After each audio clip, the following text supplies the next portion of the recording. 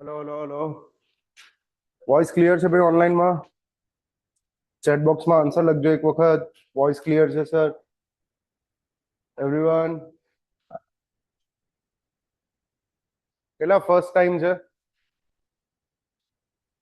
ઘણા બધા very good હા તો તે હાથ ઊંચો કર્યો ફર્સ્ટ ટાઈમમાં એમ ઓકે તો બેઝિક ડિસ્કશન થોડુંક કરવાનું છે આજે ઠીક છે હેન્ડ રેઝ છે ઓનલાઈનમાં ઓકે વોઇસ ક્લિયર છે ટૂંકમાં વોઇસ ક્લિયર છે એનો કોઈ ઇશ્યુ નથી તો 2026 પાસ આઉટ કેટલા 2026માં એન્જિનિયરિંગ કમ્પ્લીટ થયું હોય 1 2 3 4 5 6 7 8 9 ઓહો ઘણા બધા 2025 બરાબર 2024 23 રાઈટ રાઈટ આવી જાઓ તો જીઓટેક થી શરૂ કરવાનું છે Jio technical engineering and foundation engineering હવે જે સ્ટુડન્ટ્સ નવા છે ગઈકાલે ઓરિએન્ટેશન લેક્ચર જોયો તો રાત્રે 9 વાગે લાવ્યો હતો એ બરાબર બેઝિકલી એનો પર્પઝ એ હતો કે આ જે આપણે ટીચિંગ અવર્સ છે એ દરમિયાન તમારો ટાઈમ વેસ્ટ ના થાય ભણવાનું પહેલું ચાલુ થઈ જવું જોઈએ આજથી રાઈટ થોડીક વસ્તુઓ નાની નાની મારે કહેવાની હતી એ જ ડિસ્કસ કરવી છે ગઈકાલના લેક્ચરમાં મોટે ભાગે સાહેબે કવર કરી જ દીધી કે જાજી બાકી રહેતી નથી તો સુમિત સાહેબ હમણાં આવીને જીઓટેક ચાલુ કરશે મારું નામ કેવું હોય સાંભળવું હોય તો મારું નામ છે ભાઈ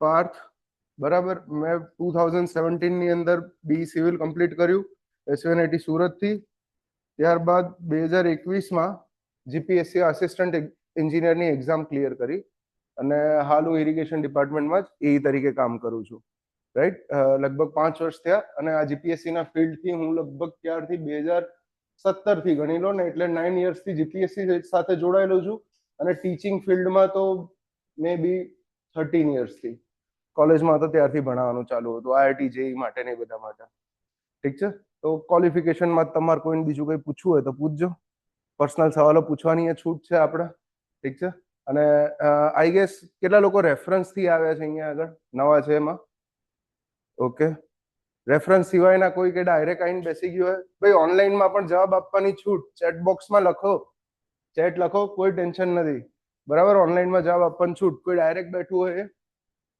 કોઈ નથી વેરી ગુડ આ જ વસ્તુ જોઈએ હા અવતરો ટેન્શન ના લે ભાઈ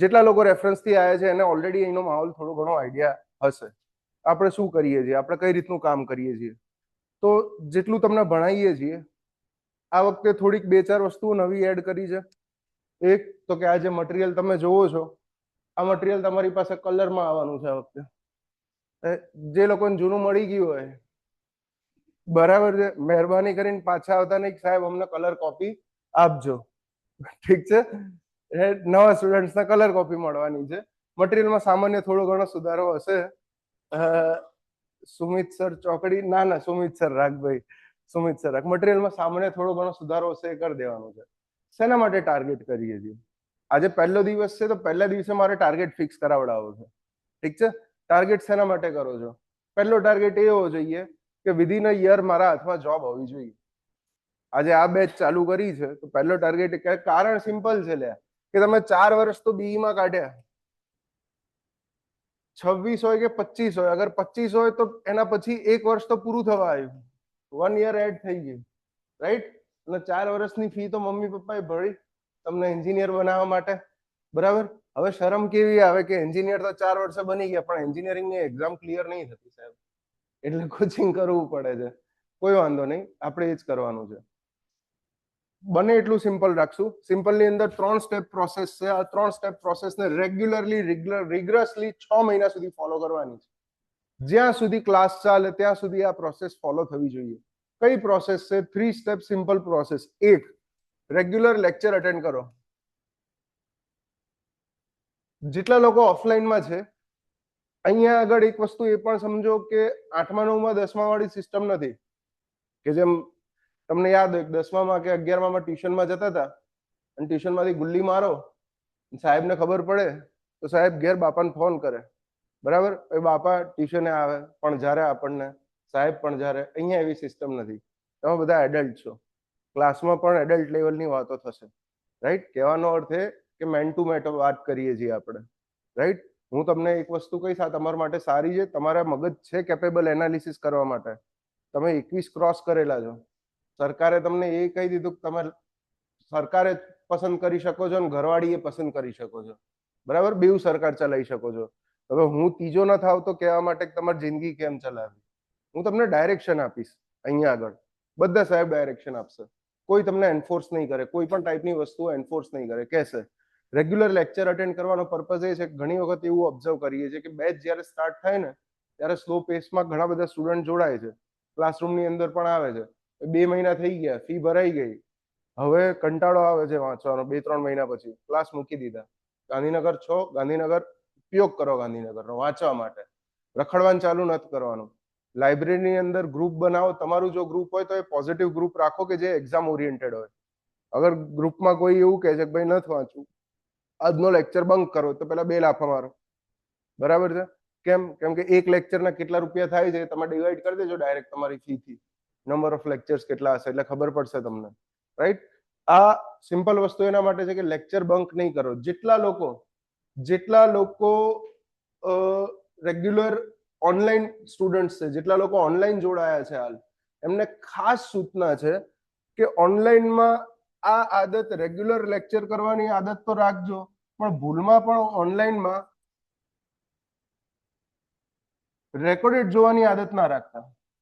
એવું ના રાખતા કે ભાઈ આજનો લાઈવ લેક્ચર છે મેં અટેન્ડ નથી કર્યો, આજનો લાઈવ લેક્ચર મેં અટેન્ડ નથી કર્યો તો આજે સાંજે આ લેક્ચર અપલોડ થઈ જ જવાનો છે તો હું આજે સાંજે જોઈ લઈશ. એવું નહીં કરવાનું.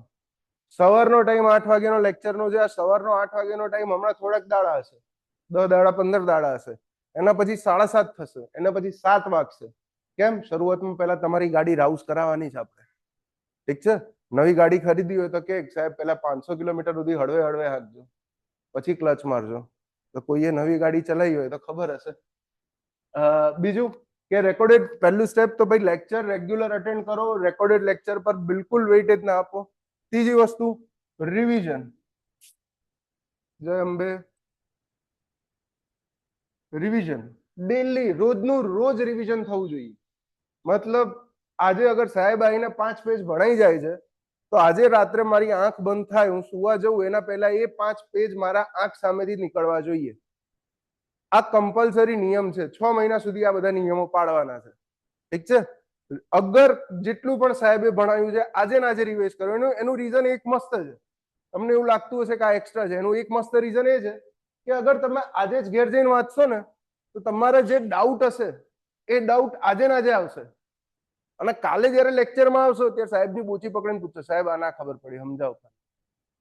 ડાઉટ સાથે સાથે ક્લિયર થતા રહેશે.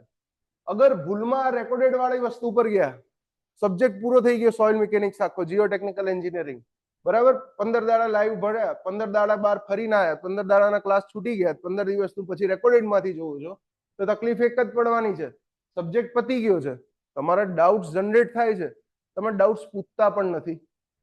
ઘણા છોકરાઓ ગભરાય ડાઉટ્સ પૂછતા. એવી સિસ્ટમ રાખી જ નહીં. અહીં આગળ એડમિશન લેશો એટલે એક સાથે ચેટમાં તમને એક લિસ્ટ જ મોકલી દેશે સાહેબોનું, આટલા સબ્જેક્ટો આ સાહેબ ભણાવે છે, એ બધાના પર્સનલ નંબર સાથે તમારે ડાયરેક્ટ સેવ જ કરી દેવાનો નંબર. જે સબ્જેક્ટ ચાલતો હોય, જે સબ્જેક્ટમાં જે ડાઉટ આવે, બે ઝીઝક સાહેબને પૂછો. રાતે 1 વાગે પૂછવાની ઈચ્છા થઈ જાય, મેસેજ નાખી દો, ફોન ના કરતા. બરાબર? બીજી બધી એક્ટિવિટી અમારી 1 વાગે ચાલતી હોય એમ, ઠીક છે? તો કહેવાનો અર્થ એ કે રિવિઝન મોસ્ટ ઇમ્પોર્ટન્ટ છે. રિવિઝન સિવાય પાસ ક્યારેય નહીં થવાય. અને રિવિઝનમાં એ વસ્તુ ધ્યાન રાખવાનું કે જે વસ્તુ વાંચી છે ને એનું જ રિવિઝન થવું જોઈએ. મતલબ આ મટીરિયલ અહીંયા જે બોર્ડ પર છે એ જ મટીરિયલ પ્રિન્ટેડ કોપીમાં તમારા હાથમાં આવવાનું છે, રાઈટ? તમે એ જ મટીરિયલમાંથી અહીંયા વાંચીને ક્લાસમાં બેસીને ટીક કરવાના છો, એ જ મટીરિયલ લઈને રિવિઝન કરવાનું છે. એવું ના થવું જોઈએ કે ભાઈ અહીંયા આગળ રિવિઝન તમે ક્લાસમાં બેસીને આ મટીરિયલમાંથી ભણ્યા, ઘેર જઈને રિવિઝન માટે ભાઈ સોઇલ મિકેનિક્સની બુક લઈને આવ્યા, XYZ નવી બુક લઈને આવ્યા, ક્યાંક બીજી પાર્ટીનું મટીરિયલ લઈને આવ્યા કે આ વધારે સારું દેખાતું. ના, હંમેશા યાદ રાખજો, એકની પાછળ મહેનત કરશો ને તો જ પાસ થવાશે, બરાબર? તમે એક સાથે 4 જગ્યાએ મહેનત કરશો, 4 માંથી એકેમાં નંબર નહીં લાવે. એમ કરતા એકની પાછળ 6 મહિના મહેનત કરશો તો હા પાડી દેશે.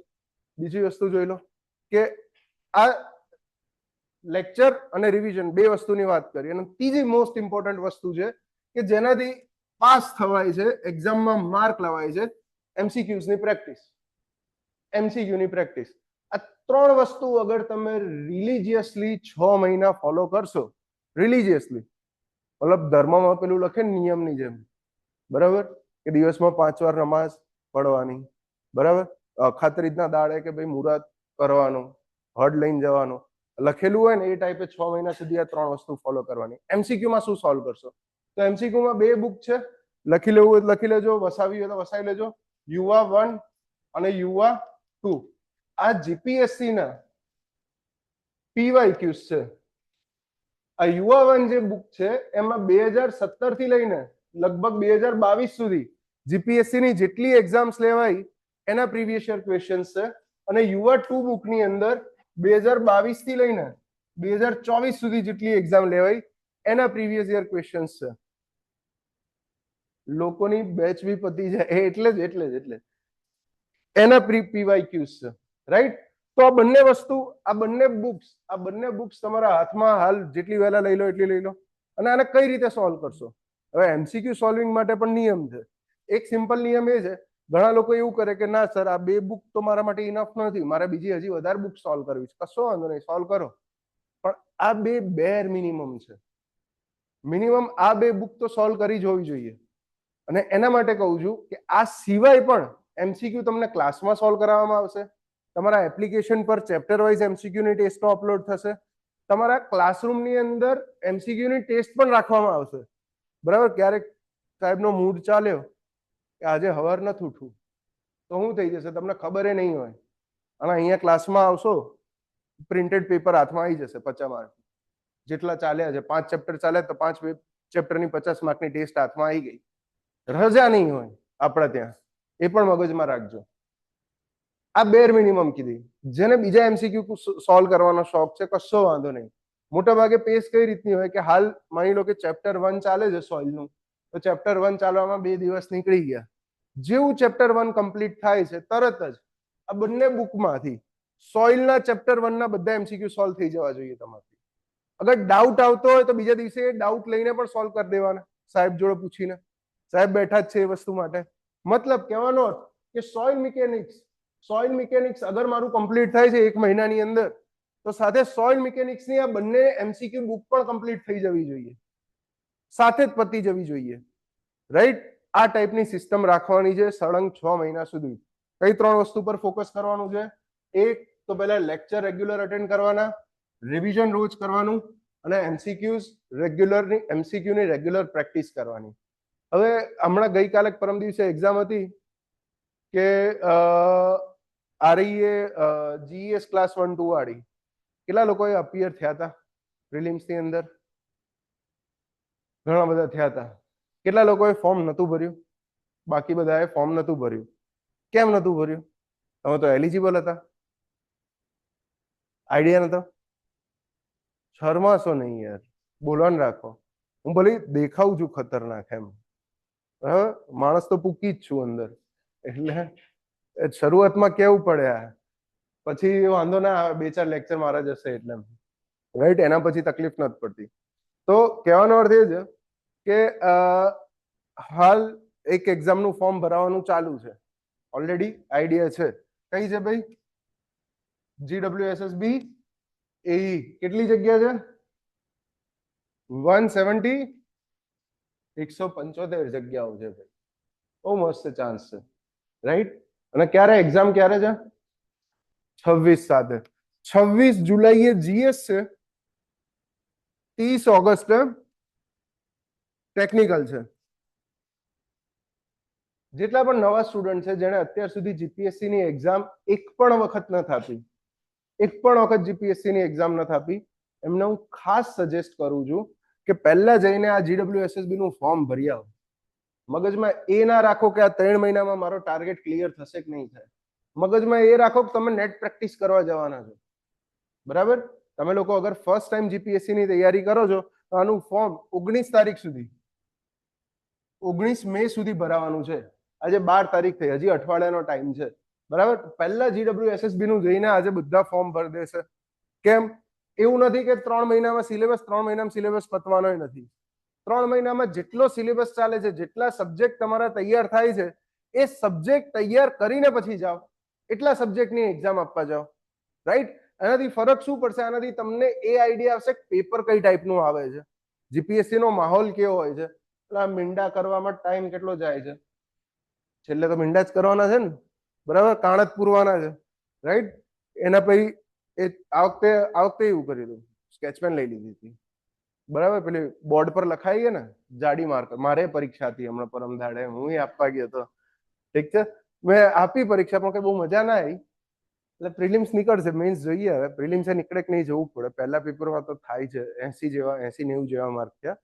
હવે ટેકનિકલ વાળામાં હજી પહેલા 100 ચેક કર્યા, બાકીના 200 ચેક કરવાના બાકી છે. એટલે ઇનકેસ અગર 100 પ્લસ થઈ જાય, 150 પ્લસ, 125 જેવા, તો પછી 200 પ્લસ થાય એટલે મેઇન્સ આવી જશે, વાંધો નહીં આવે. પણ કહેવાનો અર્થ એ છે કે તમને ખબર પડવી જોઈએ, તમને અંદાજ આવવો જોઈએ કે જીપીએસસી એક્ઝામનો માહોલ કેવો છે, ને તમારા મગજમાં એ ક્લિયર હોવું જોઈએ કે તૈયારી કઈ લેવલની કરવાની છે. તમે 3 મહિના પહેલા આ પતાવી દેશો. 3 મહિના એટલે કે મેં 30 ઓગસ્ટ કીધું, ટેકનું પેપર તમારું 30 ઓગસ્ટ છે. આના પછી જે મેજર એક્ઝામ આવવાની છે ને, એ ખરો ખેલ છે. આના પછી ડિસેમ્બરની અંદર માર્ગ અને મકાન વિભાગ આસિસ્ટન્ટ એન્જિનિયરની એક્ઝામ લેવાઈ જશે, રાઈટ. બહુ તો આના પછી 1 મહિનો આગળ પાછળ હશે, જાજો ફરક નહીં હોય. અને તમને ઓલરેડી ન્યૂઝ મળ્યા જ હશે, માર્ગ અને મકાન વિભાગમાં 300 નવી જગ્યાઓ ઊભી થઈ છે. નવી ઊભી થઈ છે, એવું નથી ખાલી પડી છે, નવી જગ્યાઓ જ ક્રિએટ થઈ છે, 300 જેટલી જગ્યાઓ આસિસ્ટન્ટ એન્જિનિયરની, રાઈટ. બહુ સારો ચાન્સ છે અગર તમે 25-26માં સિવિલ એન્જિનિયર થયા છો તો, રાઈટ. આટલો સારો ચાન્સ છેલ્લે આવે તો 21 વખતે, 21માં, જ્યારે 21-22માં જ્યારે હું પાસ થયો તો ત્યારે, મતલબ હું પાસ થયો 350 જેટલી સીટ્સ હતી, 350 ટોટલ. મતલબ એવો લોટ સમજી લો કે અગર તમે 6 મહિના ખાલી શાંતિથી તૈયારી કરી છે ને પ્રેમથી, તો નસીબના ભરોસે નહીં બેસે તો આરામથી પાસ થઈ જવાશે, રાઈટ. જ્યારે નંબર ઓફ સીટ્સ ઓછી હોય ને ત્યારે લક બહુ ડિપેન્ડ કરે છે, ઘણું બધું ડિપેન્ડ કરે છે. નંબર ઓફ સીટ્સ ઓછી હોય ત્યારે, પણ નંબર ઓફ સીટ્સ વધારે હોય ત્યારે એફર્ટ વધારે મેટર કરે છે, કોણે મહેનત વધારે કરી છે. એ 350 પછી અમારી 165 પણ આવી ઇરિગેશનની, એના પછી ઇરિગેશનની 100 પણ આવી. મતલબ બે વર્ષનો ટાઈમ ગોલ્ડન પીરિયડ હતો 21-22 વાળો.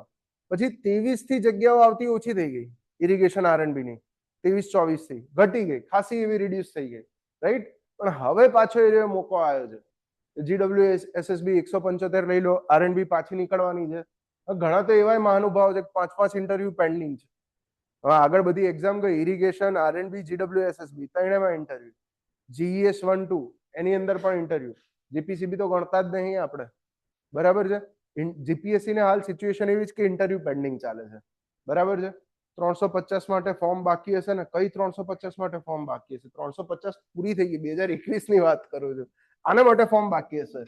આરએનબી માટે ફોર્મ બાકી છે. આરએનબી માટે ફોર્મ આવશે દિવાળી વખતે, રાઈટ. જીએસ મેઇન્સ માટે લેક્ચર ક્યારે લેશો? જીએસ મેઇન્સ માટે લેક્ચર લઈ લઈશું આજે 12 તારીખ થઈ ને, 14 તારીખે, 14th, 2 દિવસ પછી, કાલ નહીં પરમ દિવસે, રાઈટ. બીજું કઈ? સ્કેચપેન થોડી રાઉન્ડ કરવું ઈઝી પડે. હા, સ્કેચપેન થી રાઉન્ડ કરવું ઈઝી પડે. યસ, એક્ઝેક્ટલી, એટલે જ કહું છું મીંડા કરવા માટે સ્કેચપેન નો ઉપયોગ કરે દો, રાઉન્ડ કરવું ઈઝી પડે, પણ ધ્યાન વધારે રાખવું પડે, કેમ કે આવી ગરમી તમે નહીં લો, ઠીક છે. અને એક્ઝામમાં નંબર ક્યાં આવ્યો એ ખબર નહીં, છાપરાવાળી સ્કૂલ આવી હોય તો માની લો કે 2nd ફ્લોર પર નંબર આવ્યો, 2nd ફ્લોર પર ઉપર છાપરું જ છે, ઉપર પંખો લગાવેલો છે, મસ્ત ગરમ હવા ફેંકે છે, પંખો હવા ફેંકે, કઈ હવા ફેંકે? હીટરની હવા ફેંકે છે, એટલે હાલત ખરાબ થશે. અમારે ઓગસ્ટ સુધી બકા તમને આ મહિનામાં નવરા કરી દઈશું. FB4 ના ઉભા રહો, FB4 ઓગસ્ટ સુધી આરામથી આખો સિલેબસ કમ્પ્લીટ થઈ જશે લગભગ, ફાઉન્ડેશન 4, ઠીક છે. તમે લોકોને હમણાં જ સ્ટાર્ટ થયું છે એટલે 2 સબ્જેક્ટ બાકી હશે ફાઉન્ડેશન 4 માં, આઈ ગેસ. ફાઉન્ડેશન 4 માં કયા બાકી સબ્જેક્ટ? આરસીસી બાકી છે, એસએ બાકી છે, ટ્રાન્સપોર્ટ ને પતી ગયું લે તમારું. ઓકે, સમજી ગયો. બીજા બાકી છે ના, તો 3 મહિનામાં ટ્રાય કરશું મારા ભાઈ, FB4 માં આપણે. હા, એસે ઓનલાઈન એસે ઓફલાઈન ચાલુ થશે. એસે ઓફલાઈન ચાલુ થશે. પહેલા આરસીસી બાકી છે. આરસીસી ઓફલાઈન ચાલુ કરવાનું છે સાંજથી. ભાઈ જેટલા લોકોને આરસીસી બાકી છે, આવતીકાલ સાંજથી આરસીસી ઓફલાઈન સ્ટાર્ટ થવાનું છે. ઓનલાઈન ઓફલાઈન બેવમાં કમ્બાઈન્ડ. બરાબર છે? એટલે એ પણ સાથે શું કહે છે? મેસેજ શેમાં આવશે? મેસેજ ગ્રુપમાં જ આવશે. બધા ગ્રુપમાં આવશે, ટેન્શન ના લે. સ્વામી સાહેબ જ ભણાવવાના. નવા સ્ટુડન્ટ જે અલ્ટિમેટ ફાઉન્ડેશન બેચ માટે બેઠા છે, હાલ 1 મહિના સુધી કોઈ બીજો સબ્જેક્ટ અટેન્ડ કરવાનો નથી. ખાલી એકલો સોઇલ અટેન્ડ કરો. કેમ કે અગર ભૂલથી હાથના આરસીસી ના લેક્ચરમાં બેસી ગયા કાલે તમે, બરાબર, તો સ્વામી સાહેબ આઈને જે ચાલુ કરશે નહીં આઈડિયા આવે. ઠીક છે? એ મહાન માણસ છે અમારો આરસીસી નો, રાઈટ? નેક્સ્ટ લેવલની ફ્રીક્વન્સી ચાલે છે એની. તમારે એના લેક્ચરમાં એની ફ્રીક્વન્સી સમજવા માટે એક લેક્ચર સ્પેશિયલ ડેડિકેટેડ આપવો પડે અને એનું રેકોર્ડિંગ જઈને જોવું પડે. બહુ ફાસ્ટ છે. એની નોર્મલ સ્પીડ 1.5 ની સ્પીડે બોલે છે, બધું 2.5 ની સ્પીડે કરે છે એ, બરાબર? જેમાં તમારે 5 મિનિટ થાય એનું 1 મિનિટમાં પતી જાય. એટલે ફાસ્ટ છે માણસ, કહેવાનો અર્થ એવો છે. તો આ જનરલ ડિસ્કશન હતું. આ જનરલ ડિસ્કશન FB2 વાળા આવી શકે, સબ્જેક્ટ બાકી હોય ફરીથી ભણવો હોય તો 100% આવી શકે. આપણા ત્યાં એ ટાઈપની કોઈ બાધા છે જ નહીં. અહીંયા આગળ સામર્થ વાળા ઘણા આવે છે. એકાદ બે સબ્જેક્ટ રહી ગયો હોય, ઠીક છે? આપણે કોઈ દિવસ કોઈ ના પાડતા નથી. જેને જે સબ્જેક્ટ ભણો, એક વખત શુભના મેમ્બર થઈ ગયા પછી તમારે કોઈ એવું લાગે કે આ સબ્જેક્ટ વીક રહી ગયો છે, કે હું બહાર ગયો તો બીમાર પડ્યો તો રેગ્યુલર અટેન્ડ ના થયો મારથી, બિલકુલ ટેન્શન લેવાનું નહીં. આવી જ જવાનું સાહેબને પૂછીને, સાહેબ કે ક્યારે છે આ રહ્યું સબ્જેક્ટનો શેડ્યુલ મને કહી દો. આ સિવાય આ જે વસ્તુઓ ડિસ્કસ કરી, આ સિવાય તમારે કોઈ ડાઉટ હોય તો કહી દો. કોઈ પણ ટેન્શન લીધા વગર પૂછી લો ભાઈ. તૈયારી બાબતે કોઈ ડાઉટ હોય તો, રાઈટ? ઓલરેડી મેં તમારો અડધો કલાક ખાઈ લીધો છે. વધારે નથી ખાઓ, કારણ કે અહીંયા જેટલા તમે લોકો નવા આવ્યા છો, મારો એક જ ટાર્ગેટ છે કે પહેલા દિવસથી ભણાવવાનું ચાલુ થઈ જાય. ઠીક છે? તો બાકી કઈ પૂછવું છે? મારું નામ પાર્થ, બરાબર? મેં આગળ લખ્યું હતું, મારો નંબર લખી લઉં છું. કઈ પણ ડાઉટ હોય તમે ગમે ત્યારે ફોન કરી શકો છો.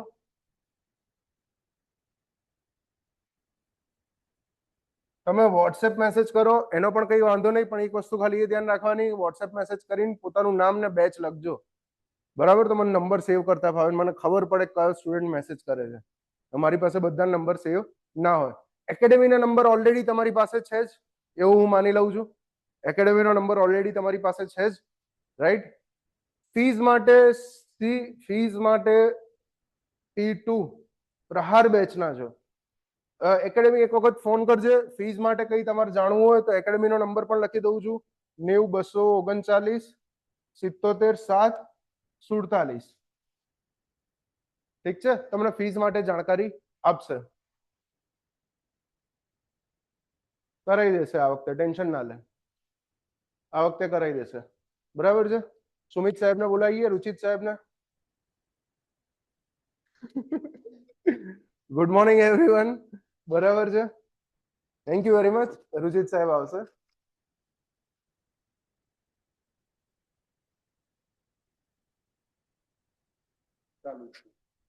ઓકે, મારે તો માઇક જોશે ભાઈ. માઇક જોશે.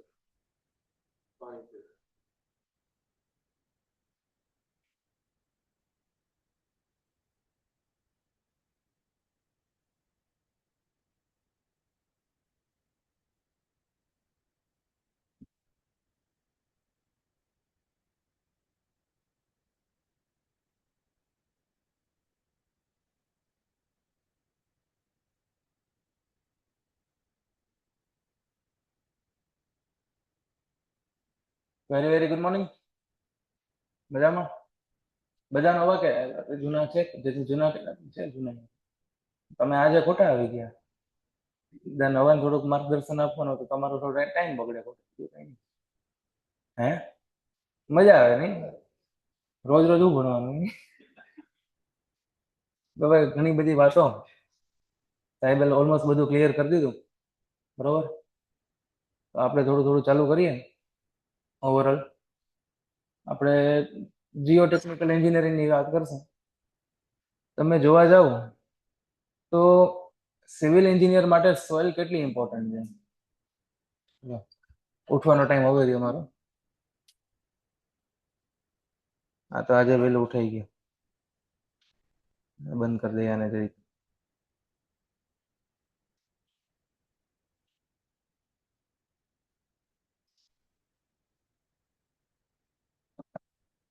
તો આપણે ચર્ચા કરતા હતા કે સિવિલ એન્જિનિયર માટે સોઇલ કેટલી ઇમ્પોર્ટન્ટ છે.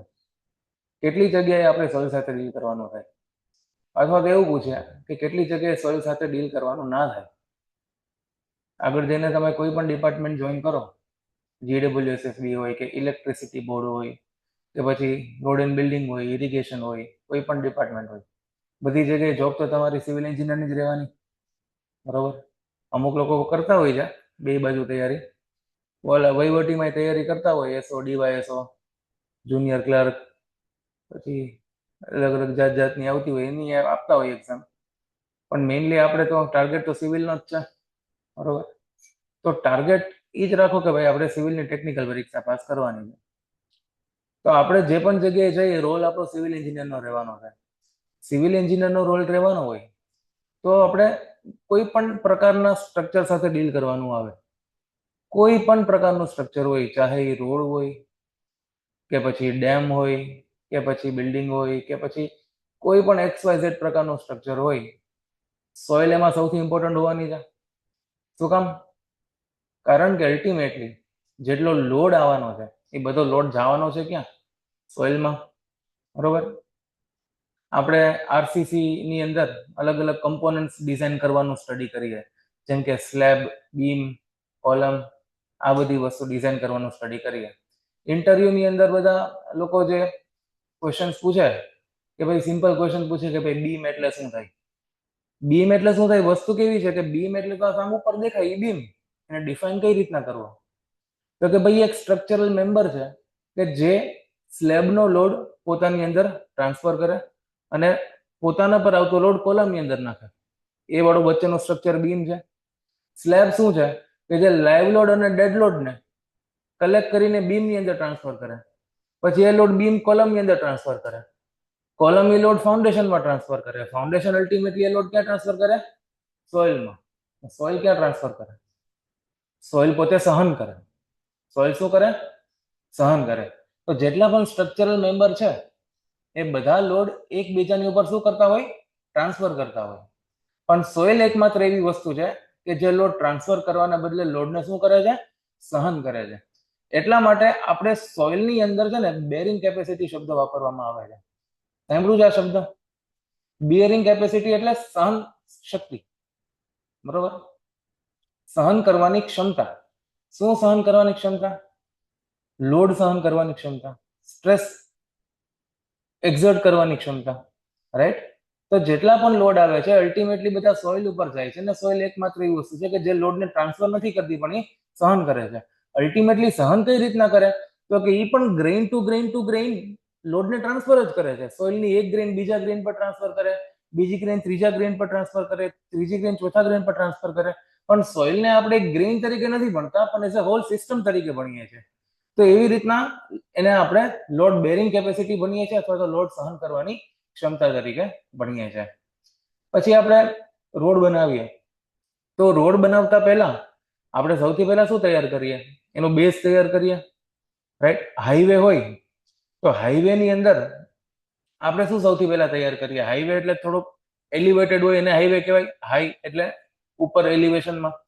તેના માટે આપણે શું બનાવીએ? માટીનો પાડો બનાવીએ. માટીનો પાડો બનાવતા હોય તો માટીનો પાડો જે બનાવીએ એ અમુક હાઈટ સુધીનો આપણે બનાવીએ. પણ એ માટીનો પાડો આપણે બનાવી દઈએ, સપોઝ આ રીતના તમને બતાવું.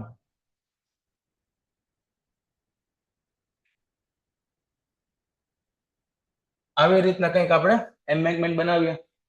હવે આના ઉપર આપણે સપોઝ કોઈ વ્હીકલ આમ આપણે ચાલીએ તો શું થાય? આ સેટલ થઈ જાય. શું થઈ જાય? સેટલ થઈ જાય. થાય કે ન થાય? આપણે એમને બાજુમાં જાય, કન્સ્ટ્રક્શનનું કામકાજ ચાલતું હોય, ત્યાં રેતીનો ઢગલો પડ્યો હોય, એ રેતીના ઢગલા ઉપર આપણે ચાલીએ તો આપણા પગ અંદર ઘૂસી જાય કે ના ઘૂસી જાય? એ કેમ ઘૂસી જાય? કેમ કે એ કોમ્પેક્ટ કરેલું નથી, એ એમને એમ ઢગલો કરેલો છે. પછી અગર આપણે આ એમ્બેંકમેન્ટની ઉપર ઓલા રોલર્સ આવે, રોલરને આમ તેમ ફેરવીને કોમ્પેક્ટ કરીએ, કોમ્પેક્ટ કરી અને આ પાડો જે છે એ આ રીતનો થઈ જાય આખો. કઈ રીતનો? આ રીતનો. ત્યાં સુધી એને કોમ્પેક્ટ કરી નાખે કે જેટલું મેક્સિમમ એ દબાવી શકતું હોય એટલું એને દબાવી દઈએ. બરોબર? આ એક લેયર કોમ્પેક્ટ કરી, પછી એના ઉપર બીજી લેયર કોમ્પેક્ટ કરી, એના ઉપર ત્રીજી લેયર કોમ્પેક્ટ કરી, એના ઉપર ચોથી લેયર કોમ્પેક્ટ કરી. આવી રીતના કોમ્પેક્ટ કરીને બનાવીએ. પછી એના ઉપર આપણે ચાલીએ અથવા વ્હીકલ ચલાવીએ કે હેવી લોડ ચલાવીએ તો એ સેટલ થશે? નહીં થાય. કેમ કે એ જેટલું મેક્સિમમ કોમ્પેક્ટ થઈ શકે એમ હતું એટલું આપણે ઓલરેડી શું કરી દીધું? કોમ્પેક્ટ કરી દીધું. પણ એ કેટલું કોમ્પેક્ટ કરવાનું એ બધું આપણે એની અંદર ભણવાનું છે. એટલે સોઇલ તમારા દરેક તબક્કામાં કોઈ પણ સ્ટ્રક્ચર તમે ઉપાડી લો, આપણે સોઇલ સાથે ડીલ કરવાનું થાય. રાઈટ? અર્ધન ડેમ હોય, અર્ધન ડેમ ખબર છે? માટીનો ડેમ બને. માટીનો ડેમ બનતો હોય તો એની અંદર સૌથી પહેલી પ્રાઇમરી વસ્તુ તો લોડ સહન કરવાની ક્ષમતા તો છે જ, પણ સાથે સાથે માટી એક બાજુ છે અને એક બાજુ પાણી છે. તો પાણી જે છે માટીની અંદર ઘૂસી જશે. ઘૂસે કે ના ઘૂસે? આપણે પેલું પાણીનું માટલું હોય, ઉનાળામાં આપણે ઠંડુ પાણી કરવા માટે માટલું વાપરતા હોય, તો આપણે રાત્રે સપોઝ આખું માટલું ભરીને રાખ્યું હોય અને સવારે ઉઠીને જોઈએ તો પાણી તો ઠંડુ થઈ ગયું હોય, પણ તમે માટલાની નીચે જોશો ને તો ઘણું બધું પાણીની નીચે એમને ભેગું થઈ ગયું હોય. એ કેમ કે માટી શું છે? પરમિએબલ છે. માટી પાણીને પાસ થવા દે છે. તો એક બાજુ આપણે ડેમ બનાવીએ છીએ. ડેમ શેના માટે બનાવીએ? શું સ્ટોર કરવા માટે? પાણી સ્ટોર કરવા માટે ડેમ બનાવીએ. રાઈટ? તો પાણીને રોકવા માટે ડેમ બનાવ્યો છે. એક બાજુ આપણે પાણીને રોકવા માટે ડેમ બનાવીએ છીએ અને બીજી બાજુ આપણે અહીંયા અર્ધન મટીરિયલ યુઝ કરીએ. કેવું મટીરિયલ? Earthen material. આ દેખામાં અર્ધન ડેમ નથી લાગતો. અર્ધન ડેમ આવો દેખાય. બરોબર? એક બાજુ આપણે અર્ધન મટીરિયલનો યુઝ કરીએ છીએ અને એક બાજુ પાણીને રોકીએ છીએ. પાણી તો ભાઈ કેવું કે આ ડેમની અંદર જતું રહેશે. બરોબર? એ સારું કહેવાય કે ન કહેવાય? ના સારું કહેવાય. તો કેમ આપણે માટીનો ડેમ બનાવીએ છીએ? તો માટીનો ડેમ જ ના બનાવવો જોઈએ. પાણી તો જશે અંદર, પણ એ કેવી રીતના જાય? તો કે એવી રીતના જાય જેથી કરીને ડેમને ડેમેજ ના કરે. અને એ પાણીને એવી રીતના મોકલવું કે જેથી કરીને ડેમને ડેમેજ ના પહોંચે. એ વસ્તુ તો ડિઝાઇન આપણે શીખવાનું છે. બરોબર? આપણે શીખવાનું તો એ જ છે કે ભાઈ એવી રીતના આપણે ડેમને ડિઝાઇન કરવાનું છે કે જેથી કરી અને પાણીને તો આપણે રોકી જ નથી શકવાના. પાણીને રોકવું હોય તો શું કરવું પડે? કોન્ક્રીટનો બનાવવો પડે. માટીનો બનાવીએ તો ન હાલે. બરોબર? કેમ કે કોન્ક્રીટ સાવ ઇમ્પર્મિએબલ તો નથી જ, એ પણ થોડું ઘણું પરમિએબલ તો છે જ, પણ કેવું કે માટી જેટલું તો પરમિએબલ નહીં. તો પછી કોન્ક્રીટનો જ બનાવો ને, માટીનો કેમ બનાવો છો? બોલો કે ભાઈ માટીનો જ બનાવવો છે, પછીની વાત કરો. બનાવો છે માટીનો, બરોબર? પછી આગળની ચર્ચા આગળ થાય. એટલે કયા ટાઈપનો ડેમ બનાવવો એ હકીકતમાં નક્કી આપણે કરીએ છીએ. અને અગર આપણે જ નક્કી કરતા હોય તો આપણે કોન્ક્રીટનો જ કેમ નથી બનાવતા? કેમ કે આપણે એમને હવામાં નક્કી નથી કરતા કે મારી ઈચ્છા થઈ કોન્ક્રીટનો બનાવો તો કોન્ક્રીટનો જ બનાવીએ. એવી રીતના નક્કી ના થાય. સ્થળ સ્થિતિને અનુરૂપ નક્કી થાય. સાઇટ કન્ડિશનને આધીન, સાઇટ કન્ડિશન ઉપર ડિપેન્ડન્ટ હોય બધી વસ્તુ. સપોઝ કે સાઇટ કન્ડિશન એવી છે કે કોન્ક્રીટ ગ્રેવિટી ડેમ સપોર્ટ જ નથી કરી શકવાની, તો પછી આપણે ફરજિયાત અર્ધન ડેમ જ બનાવવો પડે. અને અગર જો અર્ધન ડેમ બનાવીએ છીએ તો પાણી અંદરથી પાસ થવાનું છે. અને અગર પાણી અંદરથી પાસ થવાનું છે તો પાણી ડેમને નુકસાન પણ પહોંચાડવાનું છે. કેમ કે અંદર ફ્લો થાય છે પાણી. પાણી ખાલી અંદર એમને એમ રહેતું નથી, પણ શું થાય છે? કાયદેસર ફ્લો થાય છે અંદર. અને પાણી ફ્લો થતું હોય ને ઓલી બિચારી માટી હોય, તો માટી અને પાણી પણ કેવું? ફ્લોઈંગ. તો આ ફ્લોઈંગ વોટર માટીને ખેંચીને બારોબાર લઈ જવાનું છે. તો આ વસ્તુ ના થાય એ મેક શ્યોર કરવા માટે આપણે એની પ્રોપર ડિઝાઇન કરવાની છે. અને એ જ બધી વસ્તુ આપણે આ સબ્જેક્ટની અંદર શીખવાની છે. રાઈટ? તો ખાલી ડેમ અને રોડ સાથે જ નહીં, પણ દરેક સિવિલ એન્જિનિયરિંગ સ્ટ્રક્ચરમાં સોઇલનું ઇમ્પોર્ટન્સ રહેલું છે. અને એટલા જ માટે દરેક એક્ઝામમાં તમે કોઈ પણ કોમ્પિટિટિવ એક્ઝામ ઉપાડી લો, તમે ગેટ ઉપાડો, તમે એસએસસી ઉપાડો, તમે આપણી જીપીએસસી ની ઉપાડો, GSSB ની ઉપાડો, કોઈ પણ કોમ્પિટિટિવ એક્ઝામ હોય, સોમનું વેઇટેજ, એન્વાયરમેન્ટનું વેઇટેજ, ફ્લુઇડ મિકેનિક્સનું વેઇટેજ, આ ત્રણેય વેઇટેજ પ્લસ માઇનસ થઈ શકે. બરોબર, ક્યારેક સોમ વધારે પૂછાઈ ગયું તો ફ્લુઇડ ઓછું પૂછાણું, ક્યારેક ફ્લુઇડ વધારે પૂછાઈ ગયું તો એન્વાયરમેન્ટ ઓછું પૂછાણું. આ ત્રણેયનું વેઇટેજ આવી રીતના રહે છે. એક વધારે હોય તો બાકી બે ઓછા હોય, કે બે વધારે હોય તો એક ઓછું, એવી રીતના હોય. પણ સોઇલ મિકેનિક્સ એવો સબ્જેક્ટ છે કે જેનું વેઇટેજ દરેક સબ્જેક્ટમાં એટલું ને એટલું જ રહે છે. બરોબર, વધી જાય છે, ઘટતું નથી ક્યારેય. 10, 12, 15, 20, 25, 30 ને 35 સુધી પણ જાય છે. એટલે મિનિમમ આપણે 15 થી 20 માર્કની ગણતરી તો રાખવાની છે. અને બીજા નંબર ઉપર વસ્તુ એવી છે કે આ સબ્જેક્ટ સમજવામાં ઇન્ટરેસ્ટિંગ છે. એવું નથી કે તમારે ખાલી આની અંદર ઇક્વેશન જ ગોખવાના છે કે IS કોડના ક્રાઇટેરિયા ગોખવાના છે, એવું નથી. આ સબ્જેક્ટ પ્રેમ થઈ જાય એવો સબ્જેક્ટ છે. બરોબર, તમને ફીલ થાય આ સબ્જેક્ટ, અને પ્રોપર તમને અન્ડરસ્ટેન્ડિંગ ડેવલપ થાય. સમજવામાં સિમ્પલ છે, કરવામાં ઇન્ટરેસ્ટિંગ છે, માર્ક્સ વધારે અપાવે છે, અને ક્વેશ્ચન કમ્પેરેટિવલી ઈઝી પૂછાય છે.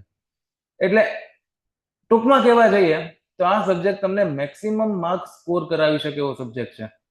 રાઈટ, ફ્લુઇડ મિકેનિક્સ, સોમ, આ બધી અંદર કેવું થાય કે ઘણી વખત ન્યુમેરિકલ એટલા અઘરા પૂછી લે કે તમારે એમાં ગણતરી કરવાનો પેપરમાં ટાઈમ જ ના મળે. તમને ન્યુમેરિકલ આવડતા હોવા છતાં પણ તમે ઈ ટીક કરીને આવો છો. કેમ કે આપણી પાસે એટલો ટાઈમ જ નથી કે વિધિન 30 સેકન્ડ ટુ 50 સેકન્ડની ટાઈમ ફ્રેમમાં એ આપણે કેલ્ક્યુલેટ કરીને એલું બબલ કરી શકીએ. આપણી પાસે એટલો ટાઈમ જ નથી કે એવા અઘરા ક્વેશ્ચન આપણે અટેમ્પ કરી શકીએ, અથવા તો એવા લેન્ધી કેલ્ક્યુલેટિવ ક્વેશ્ચન આપણે અટેમ્પ કરી શકીએ. એવું નથી કે દર વખતે એવા જ ક્વેશ્ચન પૂછાઈ જાય, અમુક વખત સિમ્પલ ક્વેશ્ચન પણ પૂછાઈ જાય, અથવા તો શોર્ટ કેલ્ક્યુલેશનના ક્વેશ્ચન પણ પૂછાઈ જાય. જો કોઈને પેપર કાઢતા વ્યવસ્થિત આવડતું હોય ને તો પેપર એવી રીતના કાઢવું જોઈએ કે ન્યુમેરિકલ કોન્સેપ્ચ્યુઅલી ભલે ગમે એટલો અઘરો હોય, પણ તમારું કેલ્ક્યુલેશન એટલો બધો ટાઈમ લગાડવું જોઈએ નહીં. રાઈટ, મોસ્ટલી રકમ એવી આવી જોઈએ, પેપર સેટર એવો હોશિયાર હોય કે ભાઈ એને સામેવાળાનું નોલેજ ચેક કરવું જોઈએ. એવું ચેક નથી કરવું કે કેલ્ક્યુલેટ કેટલું ફાસ્ટ કરી શકે છે. કેલ્ક્યુલેટ કરવા માટે શું આપણે વાપરીએ? કેલ્ક્યુલેટર વાપરીએ છીએ. બરોબર, એક્ઝામમાં તો અલાઉડ નથી, તો જખવારીને કેલ્ક્યુલેટ જ કરવું પડે. તો એ વસ્તુ ટેસ્ટ કરવા કરતા એ કોન્સેપ્ટ કેટલા સારા અપ્લાય કરી શકે છે એ વસ્તુ ટેસ્ટ કરવી હોય ને હું વગર પેપર સેટ કરવા બેઠો હોય તો ન્યુમેરિકલ બહુ અઘરો પૂછું કે જેની અંદર વ્યવસ્થિત કોન્સેપ્ટનો યુઝ થતો હોય, પણ સાથે સાથે રકમ એટલી જ સિમ્પલ આપું કે 0, 0, 0, 0 કેન્સલ થઈને છેલ્લે 1 અથવા 10 આન્સર આવી જતો હોય. બરોબર, આ રીતની વાત છે. પણ આ સબ્જેક્ટની અંદર તમને એવા heavy numericals, heavy calculative question નથી પૂછાતા, પણ કોન્સેપ્ચ્યુઅલ એપ્લિકેશન બેઝ ક્વેશ્ચન પૂછાઈ જાય. એટલે અગર પ્રેમથી ધ્યાન રાખીને ધીમે ધીમે સમજીને રિવિઝન કરતા આ સબ્જેક્ટ કરશો તો ક્લાસમાં સબ્જેક્ટ પૂરો થશે, એની સાથે સાથે તમારો આખો સબ્જેક્ટ ક્લિયર થઈ જશે. પછી ભવિષ્યની અંદર તમારે જ્યારે રિવિઝન કરવા બેસવું હોય ત્યારે ખાલી એમને રિવિઝન જ કરવું પડે. એની અંદર તમારે એક્સ્ટ્રા એફર્ટ્સ ના આપવા પડે કોઈ વસ્તુ મેમરાઇઝ કરવા માટેના. રાઈટ, એટલે એ રીતની વાત છે. બાકી તૈયારી કઈ રીતના કરવાની થાય એ બધી વસ્તુ તમને પાર્થ સરે વ્યવસ્થિત સમજાવી દીધી છે. મારે ખાલી એટલું જ કહેવાનું છે કે આખી ગેમ જે છે ને પ્રિપેરેશનની, એ ગેમ આખી રિવિઝનની છે. તમારા 2 સબ્જેક્ટ પૂરા થાય, મજા આવશે તમને ભણવાની. આ ક્લાસમાં ભણાવે છે આપણને મજા આવશે. ત્રીજો જો ક્લાસમાં જે ભણાવે ને એમાં મજા જ આવે. બરોબર, એ અહીંયા જ નહીં, તમે ગમે ત્યાં જાઓ ભણવા, તમે કોલેજમાં જાઓ કે તમે કોઈ બીજી એકેડમી જાઓ, ક્લાસમાં બેહાડે ભણવાની મજા જ આવે. કેમ કે આપણે ખાલી બેઠા હોય, ભણાવતા તો ઓલો હોય ને. આપણે એમાં શું એફર્ટ લગાડવા પડે? આપણે પેસિવ સ્ટેટમાં હોય, રાઈટ, અને ફેકલ્ટી એક્ટિવ સ્ટેટમાં હોય. હું ન્યુમેરિકલ કરાવું તમને, અઘરામાં અઘરો ન્યુમેરિકલ કરાવું તમને, તોય તમને ઇઝીલી સમજાઈ જાય. કેમ કે હું સમજાવું છું ને, એટલે હું એટલે ફેકલ્ટી સમજાવે છે. બરોબર, તમે તો ખાલી પેસિવ સ્ટેટમાં બેસીને સમજો છો, એટલે તમારે એમાં એફર્ટ નથી લગાડવા પડતા. પણ ઘરે જઈને તમે સિમ્પલ ન્યુમેરિકલ પણ ટ્રાય કરો ને તોય તમારાથી થાય નહીં, કેમ કે ત્યારે તમે એક્ટિવ કન્ડિશનમાં હોય. આપણે અહીંયા પેસિવમાં બધું જોયું હોય. બરોબર, પછી બુક ખોલવી પડે, ફોર્મ્યુલા શું હતી આની. બરોબર, તો આવી વસ્તુ થાય. તો વસ્તુ કેવી છે કે સબ્જેક્ટ ક્લાસમાં જેટલા કરાવશે તમને મજા જ આવશે. ના આવી રીતના જ મજા લીધા રાખશો તમે તો છેલ્લો સબ્જેક્ટ પતશે ત્યાં સુધી ખાલી મજા જ આવશે, માર્ક્સ નહીં આવે. માર્ક્સ જોતા હોય તો શું કરવું પડે? રેગ્યુલર રિવિઝન કરવું પડે. એક સબ્જેક્ટ પૂરો થાય, એ સબ્જેક્ટ રિવાઇઝ થઈ ગયો, બીજો સબ્જેક્ટ પૂરો થાય, બીજો સબ્જેક્ટ થઈ ગયો, ત્રીજો સબ્જેક્ટ થાય, ત્રીજો સબ્જેક્ટ થઈ ગયો, ચોથો સબ્જેક્ટ થાય ત્યાં સુધીમાં પેલો ભૂલાઈ ગયો હોય. તો ત્રીજો અથવા ચોથો સબ્જેક્ટ ચાલે છે ક્લાસમાં, ત્યારે પેરેલલી તમારો ફર્સ્ટ સબ્જેક્ટ જે ચાલુ થયો હોય એ ભેગો ભેગો થતો જ આવવો જોઈએ. પછી જેવો 5મો સબ્જેક્ટ ચાલુ થાય એવો બીજો સબ્જેક્ટ પાછો રિવિઝનમાં પેરેલલી ઉપાડી લેવાનો. 6થો સબ્જેક્ટ ચાલુ થાય ત્યારે 3જો સબ્જેક્ટ પેરેલલી રિવિઝનમાં ઉપાડી લેવાનો. અને રિવિઝનથી મારો મતલબ એટલો જ નથી કે તમે ખાલી મટીરિયલ ફેરવી નાખો કે ભાઈ તમે તમારા બનાવેલા શોર્ટ નોટ્સ ફેરવી નાખો.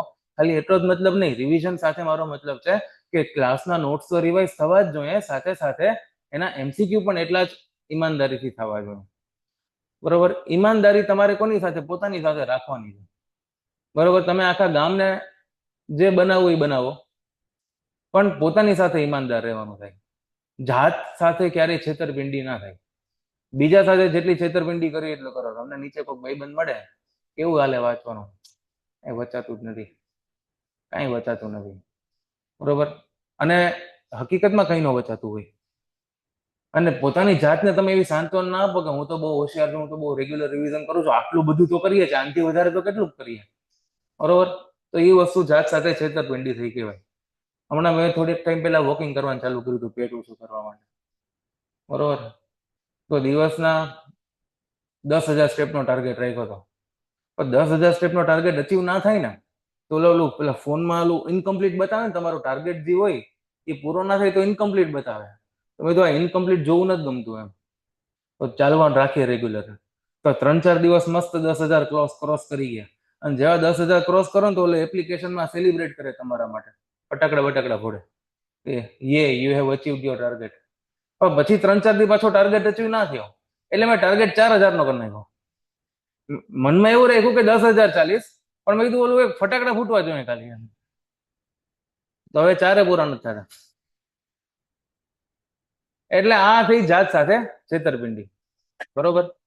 એટલે વસ્તુ કેવી છે કે આ ધંધો નથી કરવાનો તમારે કે ભાઈ આપણા મનમાં એવું આપણે વિચારીએ કે આપણે તો કેવું હોય, કોલેજમાંથી આવ્યા હોય તો કોલેજમાં તો આપણે કદાચ કોઈ કોલેજમાં ટોપર પણ રહ્યા હોય, ગોલ્ડ મેડાલિસ્ટ પણ રહ્યા હોય, તો આપણે આપણા મનમાં આપણી જાતને બહુ હોશિયાર સમજતા હોય. અને આપણી બાજુવાળો 2 સબ્જેક્ટમાં કેટી લઈને બેઠો હોય તેને તો આપણે દુનિયાનો સૌથી મોટો ડફોર સમજતા હોય કે જેટીયુ કે પછી એવી કોઈ સંસ્થામાં કેટી આવી બહુ અઘરી છે. કેટી ત્યારે જ આવે જ્યારે તમે કંઈ જ ન કર્યું હોય. બરોબર. તોય ન આવે. આમ તો 23 તો આવી જ જાય ને. 23 માર્ક લાવવામાં શું છે? વાર્તા લખી નાખો તોય 23 આવી જાય. તેમ છતાંય કેટી આવી જાય એનો મતલબ કે આ હાવ ડફોડ છે. પણ એવું નહીં. કેટી વાળા પણ પહેલા એટેમ્પમાં પાસ થાય છે. ફર્સ્ટ એટેમ્પમાં કેટી વાળા પણ પાસ થાય છે. અને મારી જ બેચમાં એક ભાઈબંધ હતો, ઇન્ટરવ્યુ સુધી પહોંચી ગયો હતો, ગોલ્ડ મેડાલિસ્ટ હતો જીટીયુ નો. એને પણ અટેમ્પ પડ્યો હતો.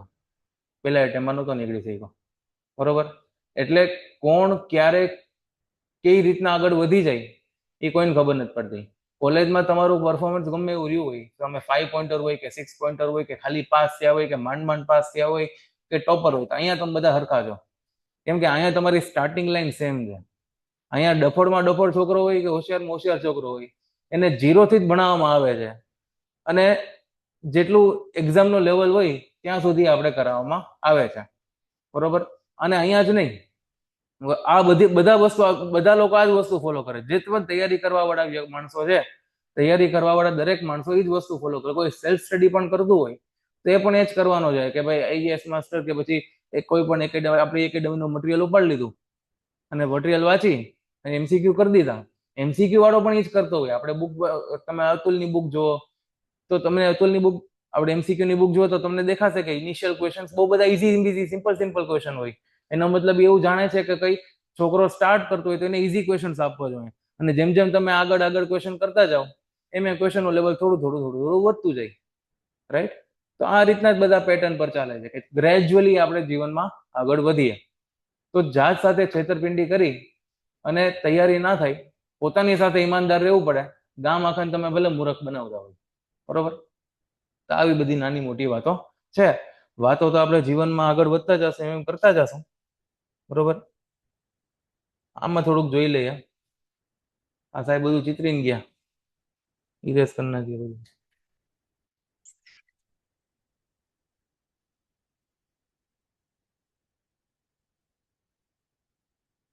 નંબર લખી લીધો ને બધાએ? તો વોટ્સએપ ગ્રુપમાં જોડાયા હશો ને? વોટ્સએપ ગ્રુપમાં જોડાયા હશો ને? એમાં હશે નંબર. તો આપણે ચર્ચા આની કરીએ. આપણો જે સબ્જેક્ટ છે એ 13 અલગ અલગ ચેપ્ટર્સમાં આપણે ડિવાઈડ કર્યો છે, રાઈટ? અને સબ્જેક્ટ કેવો છે ખબર છે કે ભાઈ એક ચેપ્ટરનું કનેક્શન બીજા ચેપ્ટર સાથે એકદમ વ્યવસ્થિત કરેલું છે. એટલે કેવું કે ભાઈ પહેલો ચેપ્ટર નહીં આવડે તો બીજામાં મજા નહીં આવે, બીજું નહીં આવડે ત્રીજામાં નહીં મજા આવે, અને આ ત્રીજું નહીં આવડે ને તો તમારું આ વાળું ગયું, આ વાળું ગયું, આ વાળું ગયું, આ વાળું ગયું, આ વાળું ગયું, આ વાળું ગયું, આ વાળું ગયું, આ વાળું ગયું, આ આવડી જશે. બરોબર? એટલે કેવું કે વચ્ચેનો તમારો કોઈ પણ ટોપિક છૂટી જાય ને, જો આ જેટલા ટીક કર્યા છે ને, આ જેટલા ટીક કર્યા છે ને એ બધા એકબીજા સાથે ઇન્ટરકનેક્ટેડ ચેપ્ટર છે. એટલે તમે વચ્ચેથી સપોઝ આ છૂટી ગયું તો એના પછીનું ના આવડે, આ છૂટી ગયું તો આ વાળું કઈ નહીં આવડે. એટલે કહેવાનો મતલબ એવો છે કે વચ્ચેથી કોઈ પણ લેક્ચર મિસ કરવાના નથી થતા. અગર કોઈ પણ એવા સંજોગો વશ તમારે ક્લાસ મિસ કરવો પડે એમ હોય કે ક્યાંક જવાનું હોય કે ભાઈ કોઈ તબિયત ખરાબ થઈ ગઈ હોય કે ભાઈ ભાઈબંધીની ક્યાંક પરીક્ષા લેવાઈ જતી હોય કે ભાઈ કોઈક ભાઈબંધ આપણને કંઈક કહે કે ભાઈ તારે મારા ભેગું આ જગ્યાએ આવવું પડશે, આવી રીતના જવાનું, એવું નહીં. ભાઈબંધી પહેલા, પણ બીજા ક્લાસમાં પછી આવવાનું નહીં જ્યાં સુધી તમે એ લેક્ચરનું રેકોર્ડિંગ નથી જોતા ત્યાં સુધી. અગર આજના લેક્ચરની અંદર તમે હાજર નતા તો કાલના લેક્ચરમાં આવવાનું જ નહીં. અગર તમે આજના લેક્ચરનું રેકોર્ડિંગ ના જોયેલું હોય તો આવો તો રેકોર્ડિંગ જોઈને આવો, જેથી કરીને તમારી કન્ટિન્યુટી મેન્ટેન રહે. ભલે એ એક દિવસ તમારાથી બીજું કંઈ જ ન થાય, કંઈ રિવિઝન ના થાય તો ચાલશે, પણ આ વસ્તુ તો મિસ નથી જ કરવાની. અને અગર મિસ કરો છો તો નેક્સ્ટ લેક્ચરમાં આવવાની જરૂર નથી પહેલા લેક્ચરનું રિવિઝન જોયા વગર. કેમ કે આવવાનો અને આવશો ને આવીને બેસશો તેનો કઈ ફાયદો નહીં થાય, તમને ટાઈમ જ વેસ્ટ થશે. પહેલા તો શું હાલી ગયું શું નહીં એ ખબર નહીં પડે, અને માંડ થોડું થોડું કનેક્ટ થતું હશે તો પાછો ગઈકાલના ક્લાસનો રેફરન્સ આવી જશે કે કાલે આપણે આમ ભણ્યા હતા, તો વળી પાછો મગજ ચક્રાવે ચડી જાય. બરોબર? એટલે આ રીતની વાત છે. એમાં પણ સબ્જેક્ટમાં એવું છે કે અમુક સબ્જેક્ટના રેફરન્સ બીજા સબ્જેક્ટમાં યુઝ થતા હોય. જેમ કે આ સબ્જેક્ટ છે તો આ સબ્જેક્ટમાં અમુક કોન્સેપ્ટ ફ્લુઇડ મેકેનિક્સના પણ આવે, અમુક કોન્સેપ્ટ ઇરિગેશનના પણ આવે. તો આ બધા કોન્સેપ્ટ બીજા સબ્જેક્ટમાં આવતા હોય, ઇન્ટરકનેક્ટેડ કોન્સેપ્ટ અમુક આવતા હોય, રાઈટ? તો આની અંદર પણ એવું થાય તમને કે પહેલાના સબ્જેક્ટ ભણેલા ના હોય તો થોડીક તકલીફ પડે. હવે સપોઝ અત્યારે તમને સોમ ભણાવતા હોય તો સોમની અંદર અમુક કોન્સેપ્ટ બીજા સબ્જેક્ટના પણ આવતા હોય. તમને આજે આરસીસી ભણાવીએ તો આરસીસી ની અંદર અમુક કોન્સેપ્ટ બીજા સબ્જેક્ટના પણ આવતા હોય. તો બધા સબ્જેક્ટ જ્યાં સુધી તમે નહીં ભણી જાવ ત્યાં સુધી તમને એક્ઝેક્ટ ઓલું કનેક્શન એસ્ટાબ્લિશ થશે નહીં.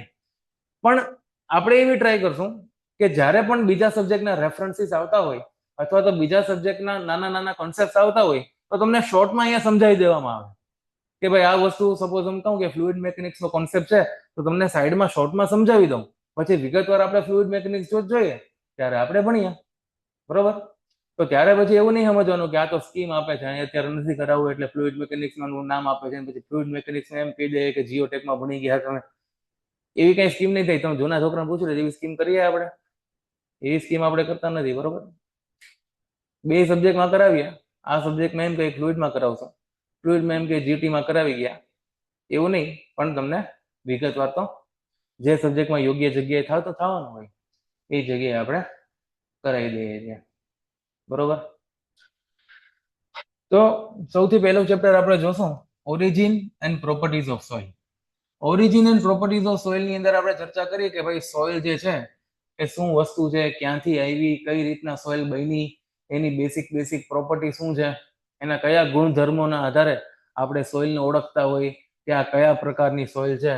તો એ થઈ ગયું. પછી પ્રોપર્ટીઝના આધારે ક્લાસિફિકેશન કરીએ.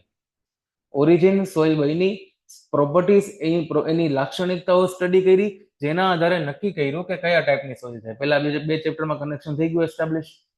બરોબર?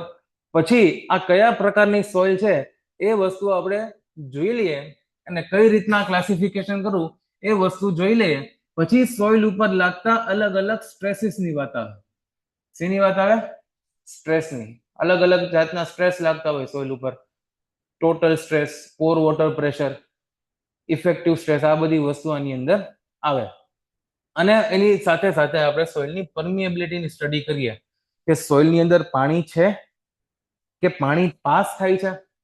સોઇલ ડ્રાય છે, ડ્રાય સોઇલમાંથી પાણી પાસ થાય તો કેવી રીતના બિહેવિયર હોય. વેટ સોઇલ છે તો એમાંથી પાણી પાસ થાય તો કેવી રીતનું બિહેવિયર હોય. સ્મોલ ગ્રેન્સ વાળી સોઇલ છે તેમાંથી પાણી પાસ થાય તો કેવું બિહેવિયર હોય. મોટા ગ્રેન્સ વાળી સોઇલમાંથી પાસ થાય તો પાણી કેવું બિહેવિયર રહે. આ બધી વસ્તુ આપણે આની અંદર જોઈએ. પછી આવે સ્ટ્રેસ ડિસ્ટ્રીબ્યુશન.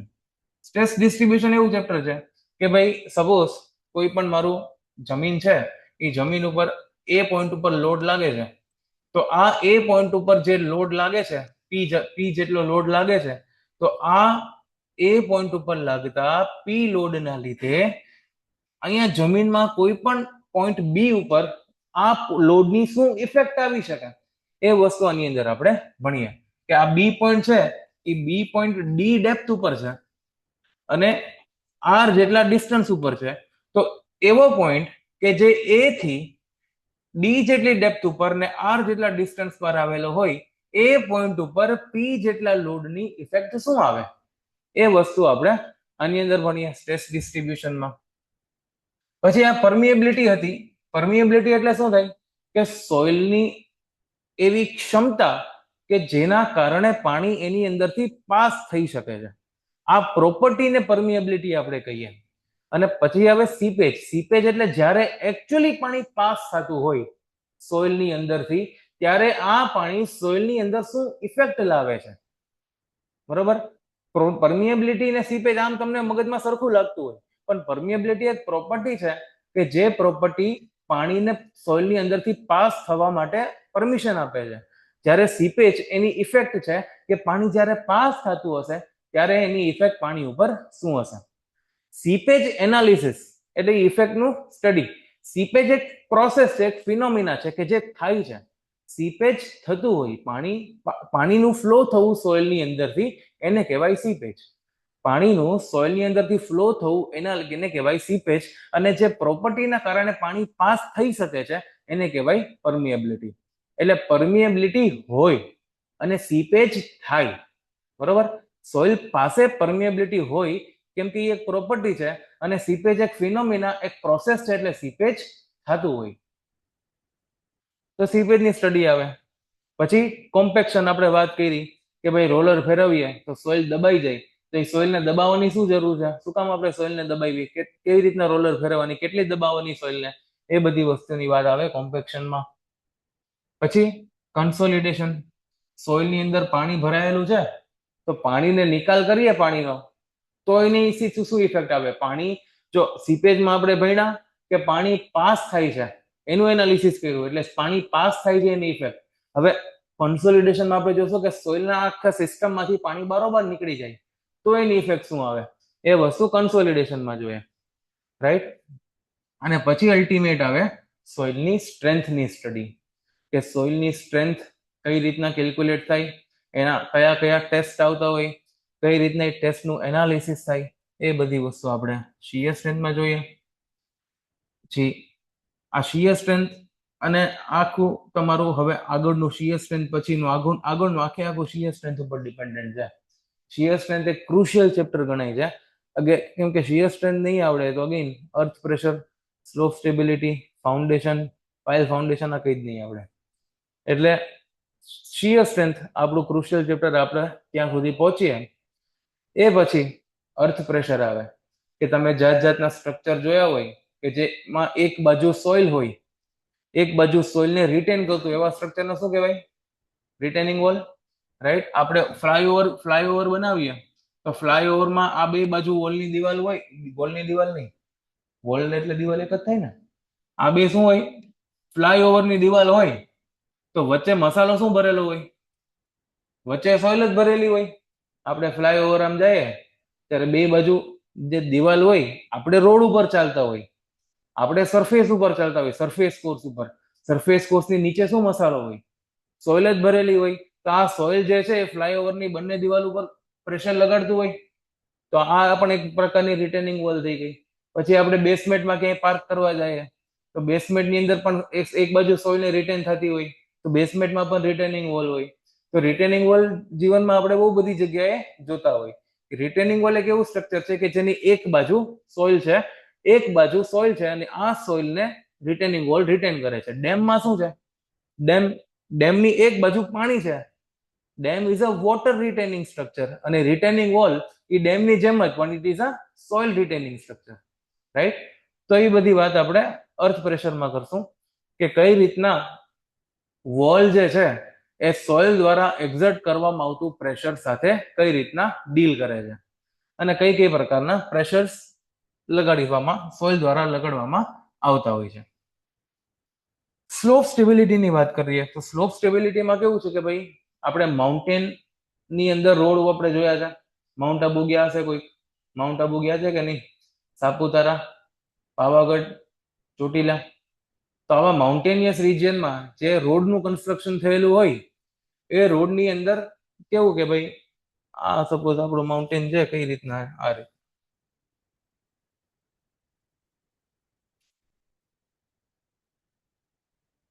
આમ માઉન્ટેન હોય તો રોડ કઈ રીતના બને?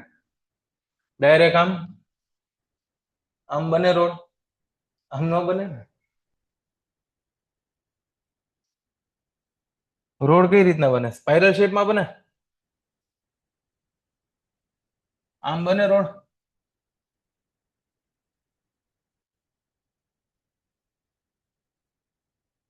આ રીતના હોય. તો સપોઝ અહીંથી આપણે રોડ કાઢ્યો છે આ વાળો, તો આ જે છે આ સ્લોપ થઈ ગયો.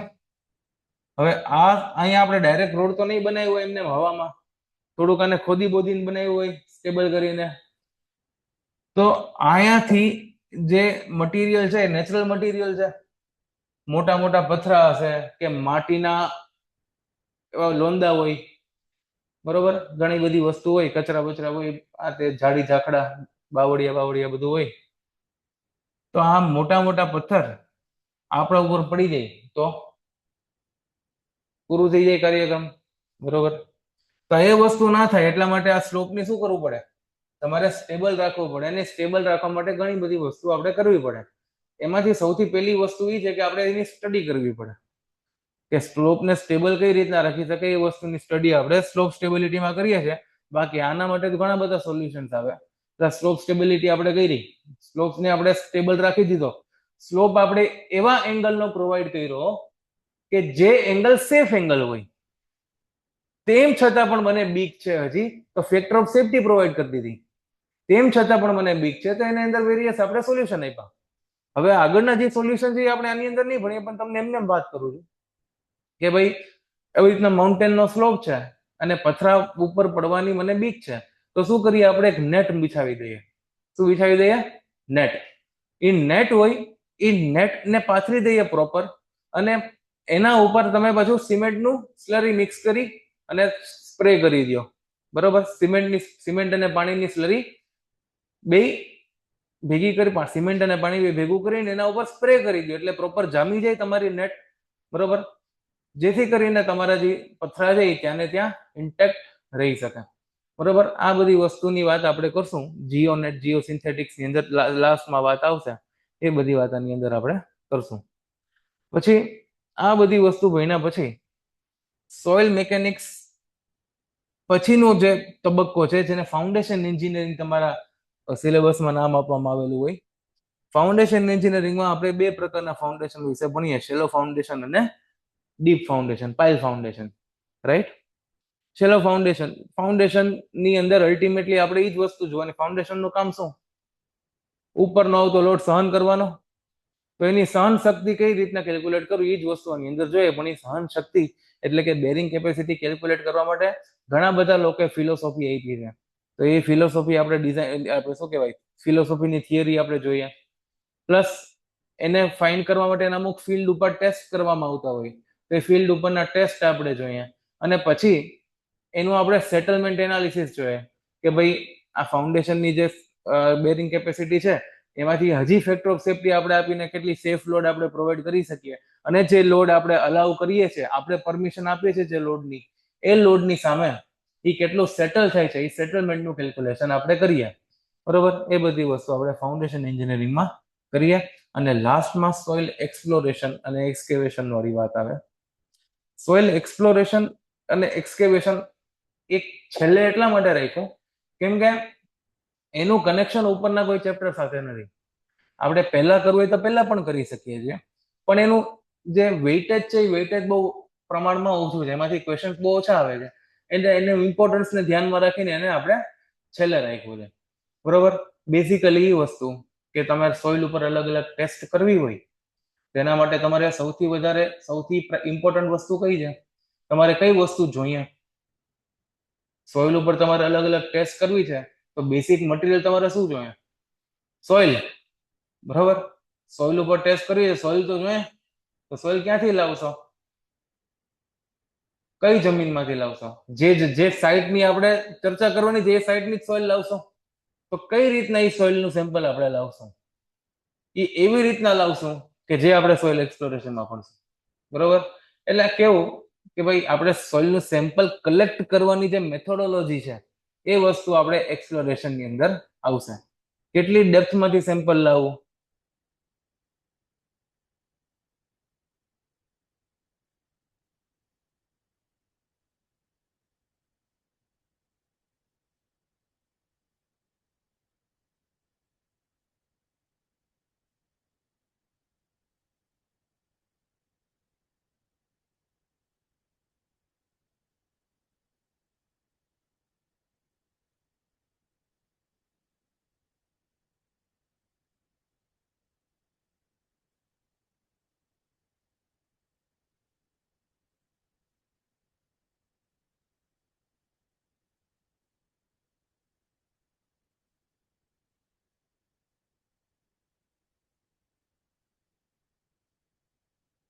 બેટરી પતાઈ નહીં. બોલી.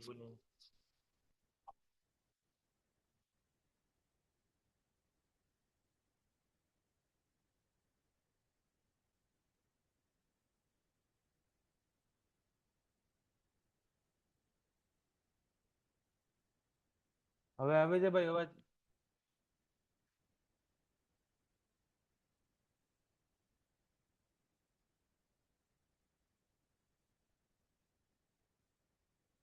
Exploration is filling or what? Exploration ની વાત એટલે આપણે શું કરી? એક્સપ્લોરેશન ની શું વાત કરી આપણે? સાઇટ ઉપરથી સોઇલનું સેમ્પલ જે તમારે મેળવવું હોય એ કઈ રીતના મેળવવાનું થાય એ બધી વસ્તુ આપણે એક્સપ્લોરેશનમાં જોઈએ એમ.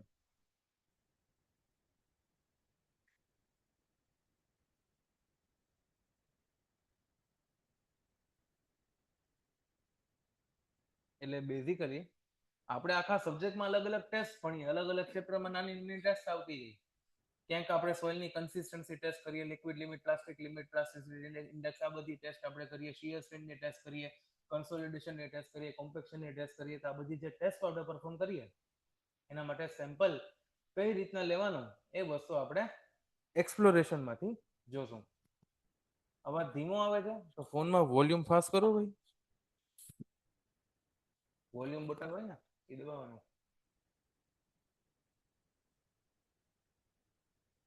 નથી આવતો હજી પ્રોપરલી? એકાદને તકલીફ પડતી હોય તો ઠીક છે, હું તો બરોબર જ બોલું છું ને. બોલાવો તો ઠક ઠકાવીને. આ લોકોને અવાજ કેમ નથી આવતો? તને આવે જ બરોબર?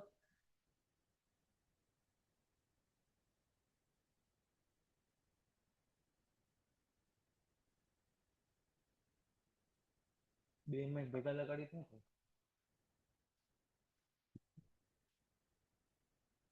આ લોકોને અવાજ નથી આવતો બરાબર. ત્યાં આવે ઓફિસમાં બરોબર?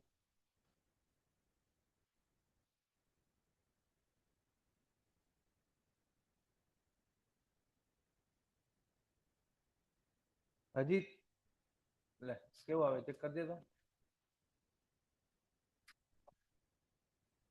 વોલ્યુમ તારું ફૂલ છે? મને કેમ નથી સંભળાતું? ધીમો જ આવે છે? માઇક બાઇક નો સબસ્ક્રાઇબ કરો. એ તો દબાવેલું જ છે. અચ્છા 3 થઈ તો એમાં એનું વોલ્યુમ હોય. હવે કેવું છે? ઓકે છે? હા એમ. આમાં બેટરી કામ કરશે ખબર રહી.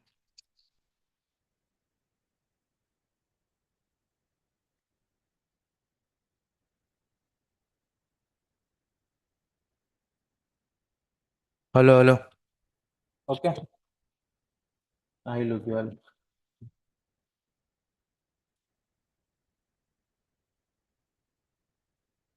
આપણે શું ચર્ચા કરતા હતા આમાં? એમસીક્યુ ની વાત કરતા હતા.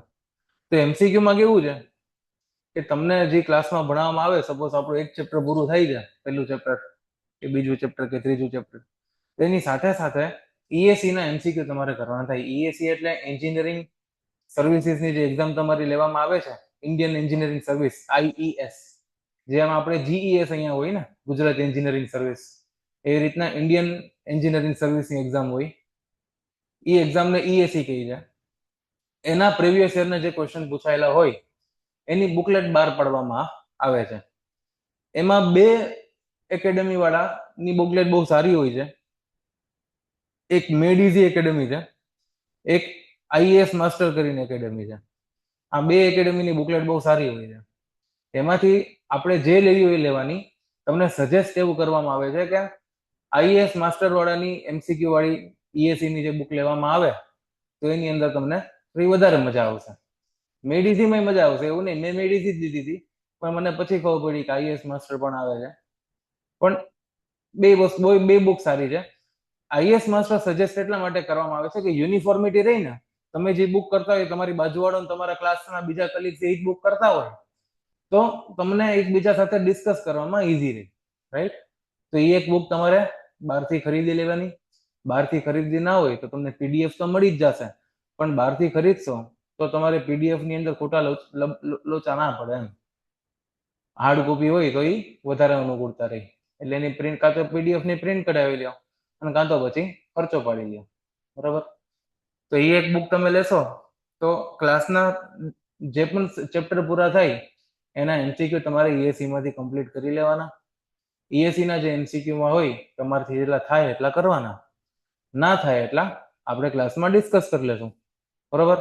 આપણી જનરલી સિસ્ટમ કેવી રીતના હોય છે, આપણી એટલે પર્ટિક્યુલરલી મારી સિસ્ટમ એવી રીતના હોય છે કે જે પણ તમારા ઈએસસી ના ક્વેશ્ચન હોય એ તમે ઘરે સોલ્વ કરો. ઘરે સોલ્વ કરી જેટલા પણ ડાઉટ આવે એટલા ડાઉટ પર્સનલમાં મોકલો.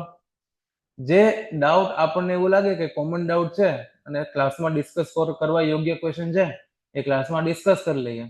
અને કાં તો પછી તમને સિમ્પલ જ ક્વેશ્ચન હોય તો તમને પર્સનલમાં જવાબ મળી જાય. આ રીતના આપણી સિસ્ટમ હોય છે. અને કોઈ એવા અઘરા ક્વેશ્ચન આપણને લાગે કે આ કોઈ ધ્યાન નહીં આપ્યું આ ક્વેશ્ચન ઉપર, તે ક્વેશ્ચન આપણે સામેથી ક્લાસમાં ડિસ્કસ કરાવી લઈએ છીએ, બરોબર? આ રીતના આપણી સિસ્ટમ રહેશે. અને એક તમારે આઈએએસ માસ્ટર વાળી ઈએસસી બુક કરવાની કમ્પલસરી. બીજી બુક તમારે જે કરવાની છે એ યુવા પબ્લિકેશનની બુક છે. આ યુવા જે છે ને એ કેવું છે કે જીપીએસસી ના પ્રીવિયસ યર ક્વેશ્ચન જે પૂછાયેલા હોય એ બધા યુવાની અંદર હોય. યુવા બે વોલ્યુમમાં છે, વોલ્યુમ 1 અને વોલ્યુમ 2. આપણે કઈ કરવાની? બે કરવાની. કેમ કે વોલ્યુમ 1 ને વોલ્યુમ 2 એટલે બેઝિકલી કઈ એમાં કઈ બીજો ફરક નથી. 2015 થી લઈને 20 સુધીના 1 માં હશે ને 21 થી લઈને 25 સુધીના વોલ્યુમ 2 માં હશે. આવી રીતના સિસ્ટમ છે. આપણે તો બે કરવાની. ત્રીજી બુક અતુલ કરવાની. અતુલ પબ્લિકેશનની જે ઓબ્જેક્ટિવ એમસીક્યુ વાળી બુક આવે, આ 3 બુક આપણે કરવાની. અને મલ્ટિપલ ટાઈમ્સ કરવાની. એવું નહીં કે એકવાર કરીને પતાવી દીધી, મલ્ટિપલ ટાઈમ કરવાની. બધા સબ્જેક્ટ માટે મોસ્ટલી તમારે યુવા અને અતુલ તો કમ્પલસરી છે. હું તો ઈએસસી કરવાની કમ્પલસરી કહું છું, પણ એ રિસ્પેક્ટિવ ફેકલ્ટી તમને શું કરવા માટે આગ્રહ કરે છે એના ઉપર ડિપેન્ડ કરે.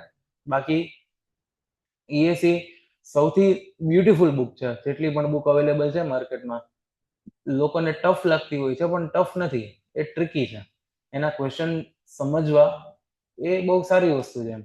કેમ કે એમાં તમને દરેક ક્વેશ્ચનનું કોન્સેપ્ચ્યુઅલ અન્ડરસ્ટેન્ડિંગ પણ એટલી સરસ રીતના મળી રહી છે. એટલે આ 3 બુક ઉપર આપણે ફોકસ કરશું. પણ જ્યારે ક્લાસમાં આપણે ચલાવતા હોય ત્યારે ડિસ્કસ આપણે અતુલ વાળી બુક, સોરી, આપણે ઈએસસી વાળી બુક આપણે ડિસ્કસ કરશું, રાઈટ? અને સાથે સાથે તમારે ઈએસસી અને યુવા આ બે બુક તમારે સાથે સાથે કમ્પ્લીટ કરવાની. રિવિઝનમાં તમે અતુલ ભરે કરો, પણ ક્લાસમાં જ્યારે સબ્જેક્ટ ચાલતો હોય ત્યાં સુધીમાં બે બુક ભેગી એમસીક્યુ ની સોલ્વ કરતું જવાનું, રાઈટ? આ રીતના બધી વાતો છે.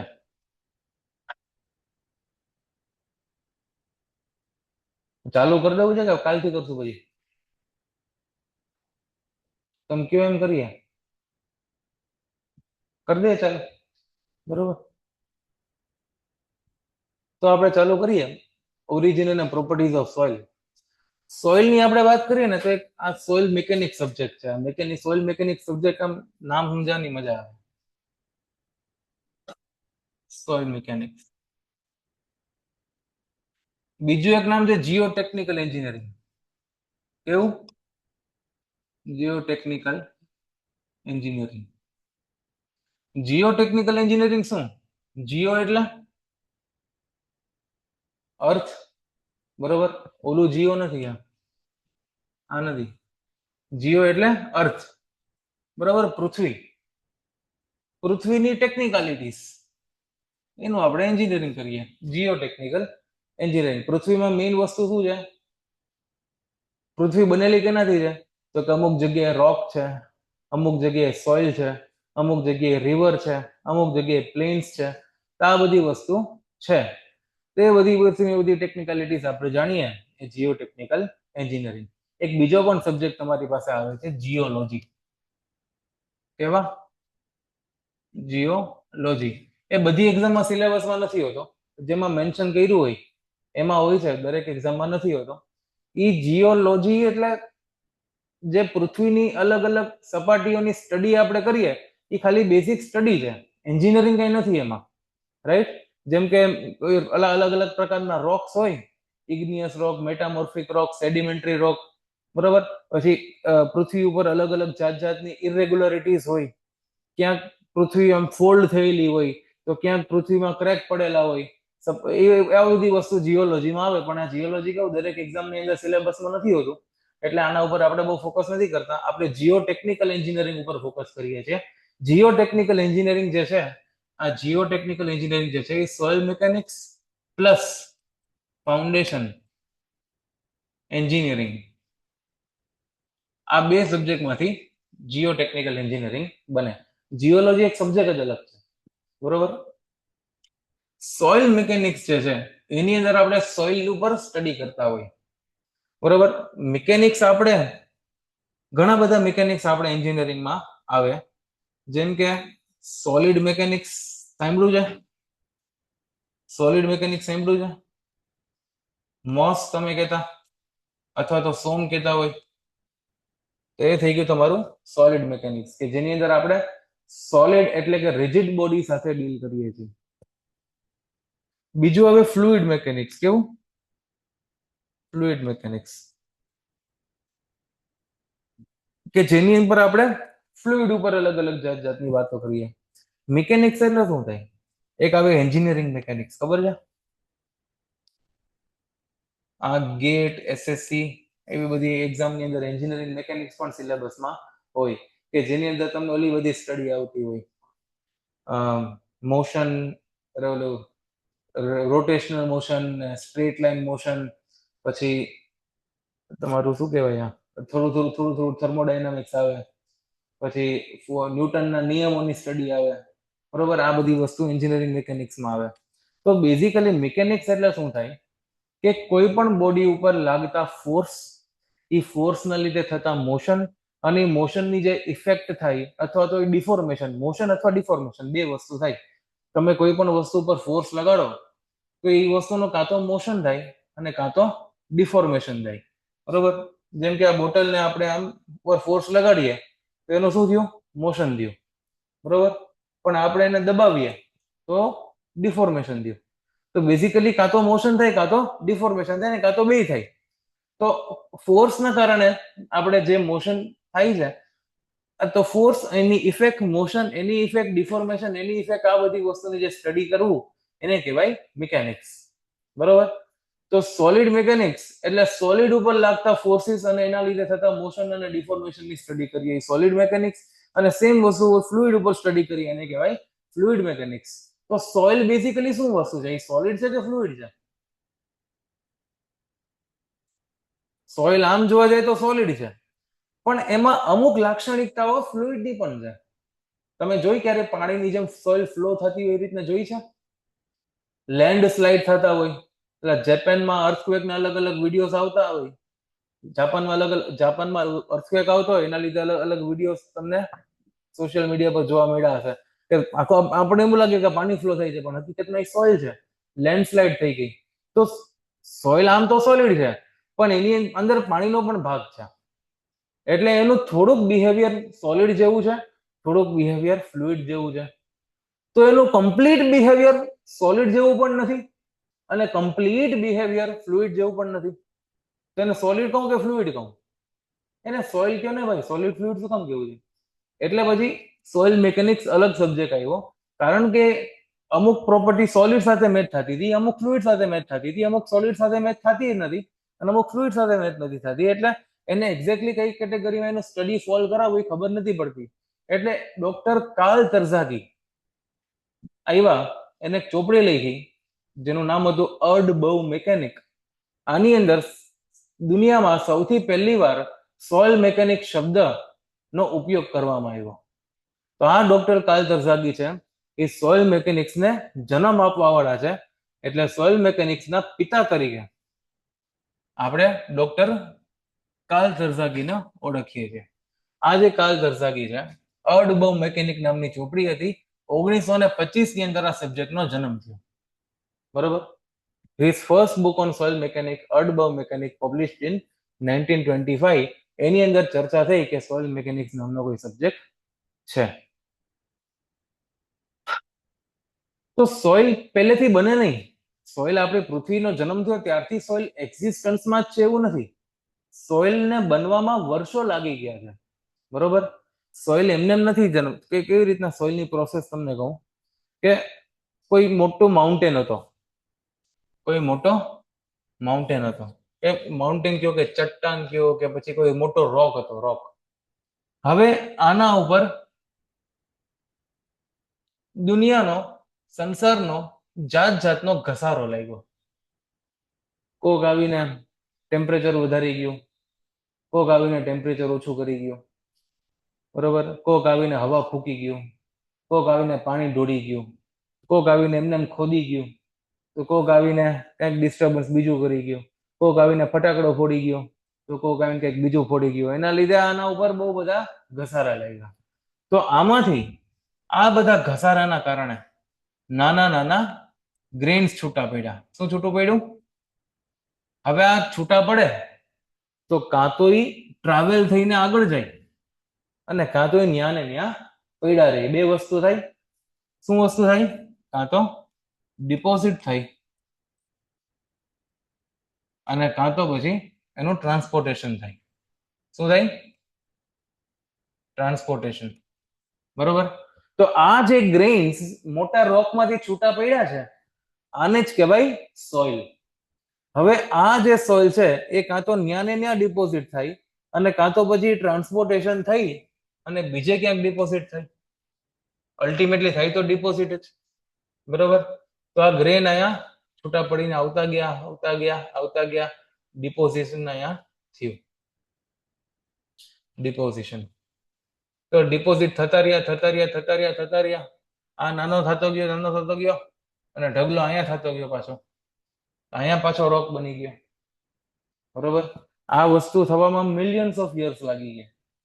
બરોબર. અહીંયા પાછો ઢગલો થતો ગયો. ઢગલાને ઇંગ્લિશમાં શું કહેવાય? હીવ. બરોબર. હીવ કહેવાય ને. ઢગલો ઉપર બન્યો કે નીચે બન્યો? ઉપર બન્યો એટલે અપ હીવ વલ. અહીંયા પાછો ઢગલો પાછો થઈ ગયો, એને કહેવાય અપહીવલ. બરોબર. પાછો અહીંયા રોક બની ગયો. રોક માંથી ફરી પાછું એ નહીં સાયકલ ચાલુ કે ઘસારો લાગ્યો, સોઇલના ગ્રેન છૂટા પડ્યા, ગ્રેન છૂટા પડીને ટ્રાન્સપોર્ટ થયા, ડિપોઝિટ થયા, પાછું અપહીવલ થયું.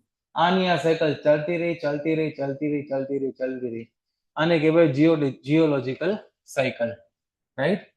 સૌથી પહેલા આ રોકનું શું થયું? વેધરિંગ થયું. શું થયું? વેધરિંગ થયું. વેધરિંગ માંથી ટ્રાન્સપોર્ટેશન, ટ્રાન્સપોર્ટેશન પછી ડિપોઝિશન, ડિપોઝિશન પછી અપહીવલ, ફરી પાછો અપહીવલ થઈને પાછો રોક બની ગયો, પાછું વેધરિંગ. આ સાયકલ ચાલુ ને ચાલુ રહી. પણ આ સોઇલ બનવામાં મિલિયન ઓફ યર્સ લાગી જાય. બરોબર. અને આજકાલ સોઇલની ક્વોલિટી બહુ ખરાબ થઈ ગઈ છે, એવું તમે સાંભળ્યું હશે. ફર્ટિલિટી બહુ ખરાબ થઈ ગઈ છે.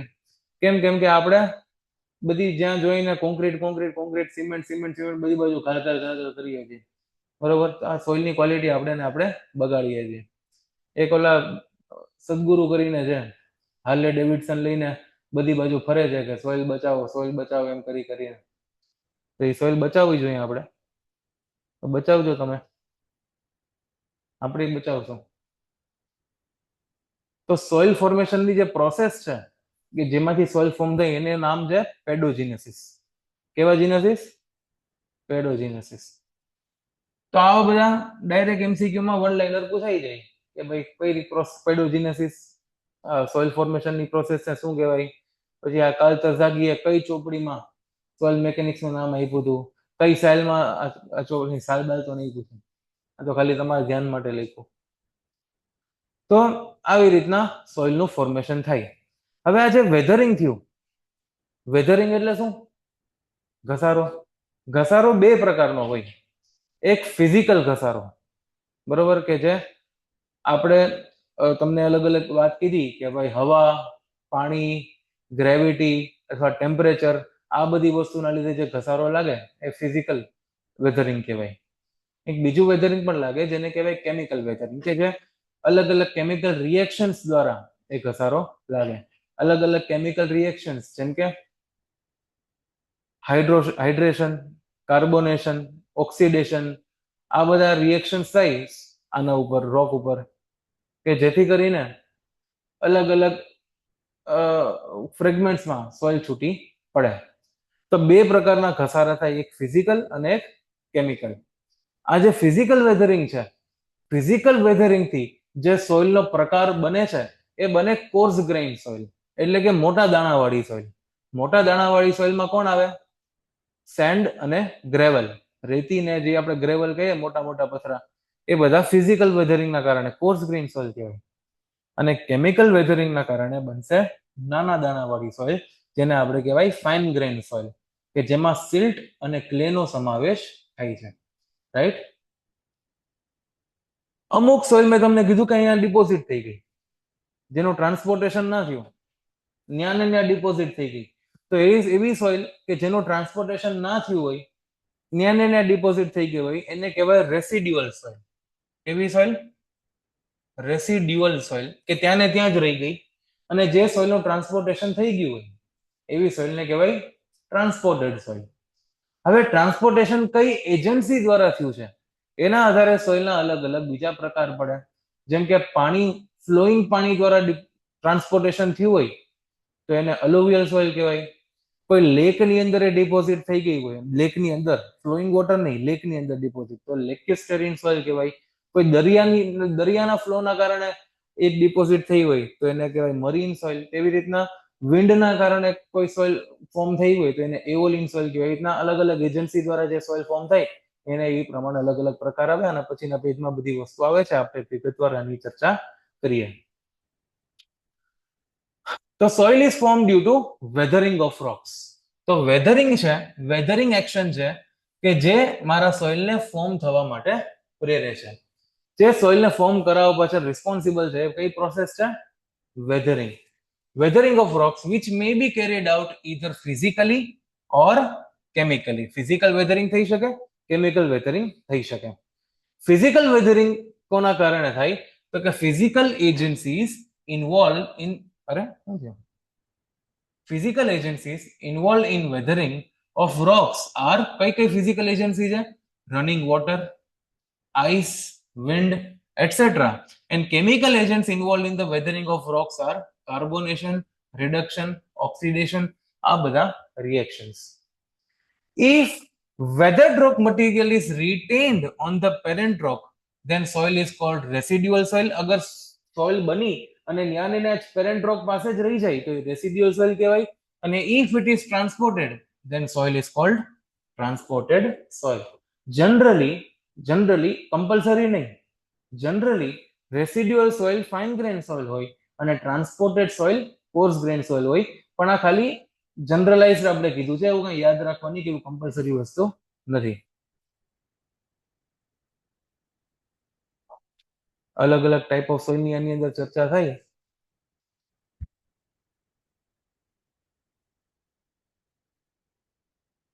ટાઈપ્સ ઓફ સોઇલ ની આપણે ચર્ચા કરીએ તો સૌથી પહેલી જે સોઇલ છે એ અલુવિયલ સોઇલ. અલુવિયલ સોઇલ કેવી રીતના બને? આમાંથી એકાદો ક્વેશ્ચન તો પૂછાઈ જ જાય, અને પેપર સિમ્પલ કાઢે ને તો 2 ક્વેશ્ચન પૂછાઈ જાય. અલુવિયલ સોઇલ કેવા? અલુવિયલ સોઇલ.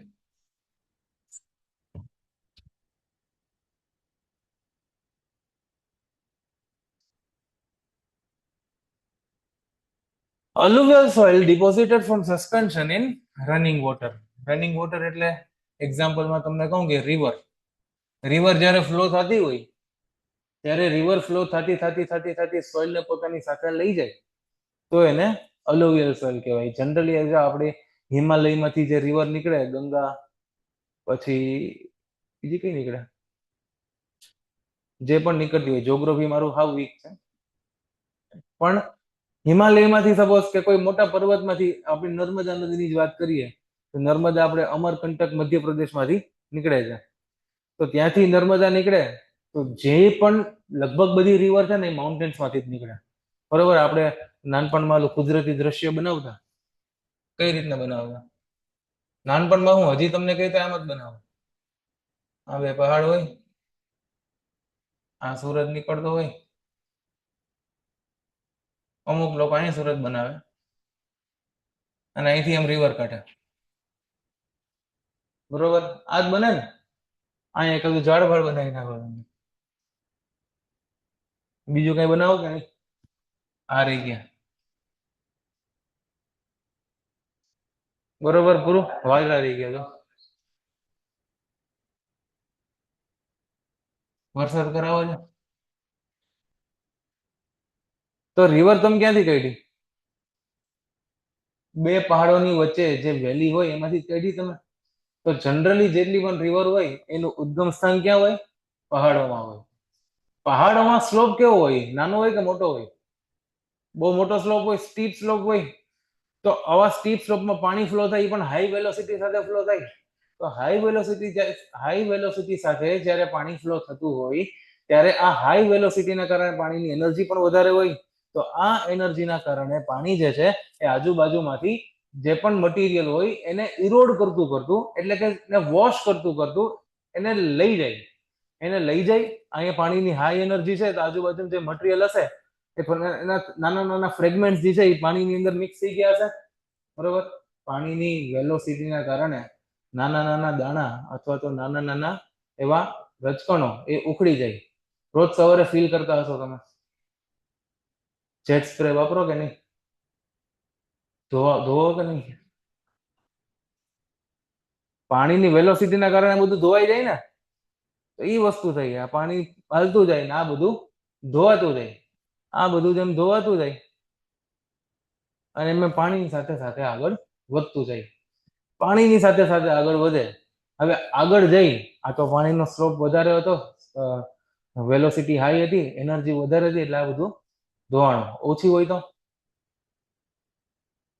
વેલોસિટી ફોર્સ ઓછો થઈ ગયો હોય તો મજા આવે કે ન આવે? નો મજા આવે ને. એટલે કેવું, અહીંયા હાઈ વેલોસિટી હતી એટલે આ બધું ઉખડી ગયો લબાચો બધો. હવે આગળ જઈને પાણી જ્યારે આગળ વધશે અને એક સમય એવો આવશે કે હવે સ્લોપ નાનો થઈ ગયો, પાણીની એનર્જી ઓછી થઈ ગઈ, ત્યારે આ બધા મટીરિયલ શું થશે? ત્યાં ડિપોઝિટ થઈ જશે. અને જે જગ્યાએ ડિપોઝિટ થશે તે જગ્યાએ આ સોઇલને અલુવિયલ સોઇલ કહેવાશે. કેમ કે આ સોઇલ કઈ રીતના ડિપોઝિટ થઈ?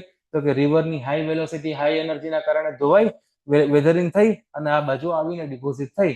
એટલે આ જે સોઇલ બની એ કેવી સોઇલ બની? અલુવિયલ સોઇલ. બરોબર? કેમિકલ વેધરિંગ નેચરલી પણ થઈ શકે, એવું કઈ જરૂરી નહીં કે આર્ટિફિશિયલી થાય.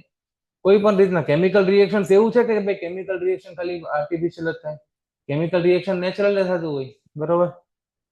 આપણે રાતના દૂધ ગરમ કરી એમાં થોડુંક લીંબુ નાખી દઈએ તો સવારે દહીં બની જાય. મેરવણ નાખી દઈએ સવારે દહીં બની જાય. તો આમાં કઈ આર્ટિફિશિયલ પ્રોસેસ નથી. કેમિકલ રિએક્શન નેચરલ પ્રોસેસમાં થઈ શકે. તો વેધરિંગમાં પણ કેમિકલ વેધરિંગ નેચરલી પણ થઈ શકે, આર્ટિફિશિયલી પણ થઈ શકે. ઓલો લાવા બાવા ફાટે એક એના ઈ કેમિકલી થાય કે ઈ કેમિકલી નેચરલ જ છે ને, આર્ટિફિશિયલ તો કઈ છે નહીં. બરોબર, તો આવી બધી નેચરલી પણ થાય, આર્ટિફિશિયલ પણ થઈ શકે. તો આ અલુવિયલ સોઇલ ક્લિયર થઈ ગઈ. Running water, lacustrine soil. જો નામમાં જ આવે લેક, નામમાં શું આવે લેક, તો લેકની અંદર જે સોઇલ ડિપોઝિટ થાય, form due to deposition from suspension in fresh still water of lake. અહીંયા એક્ઝામ્પલ તમને કેમ થઈ ગયું, રિવર બેંકની આજુબાજુમાં જે તમને સોઇલ જોવા મળે એ તમારી અલુવિયલ સોઇલ હોય. અહીંયા એક્ઝામ્પલ કીધું ભોપાલ. ભોપાલ એટલા માટે કેમ કે ભોપાલને જે તે સમયે લેક સિટી કહેવામાં આવતું. ભોપાલની અંદર બહુ બધા lakes, maximum number of lakes ભોપાલની અંદર હતા. તો એટલા માટે જ્યાં લેક વધારે ત્યાં લેક્યુસ્ટરીન સોઇલ વધારે. આ રીતની વાત છે. પછી મરીન સોઇલ. હવે કોઈ એમ તમને કહે કે અમદાવાદમાં મરીન સોઇલ જોવા મળે, તો એ વસ્તુ ખોટી કહેવાય ને. અમદાવાદમાં દરિયો છે નથી, એટલે અમદાવાદ ગાંધીનગરમાં દરિયો છે નથી, તો અમદાવાદ ગાંધીનગરમાં મરીન સોઇલ જોવા ના મળે. જ્યાં દરિયો હોય ત્યાં મરીન સોઇલ જોવા મળે. તો marine soil ડિપોઝિટેડ from suspension in C water.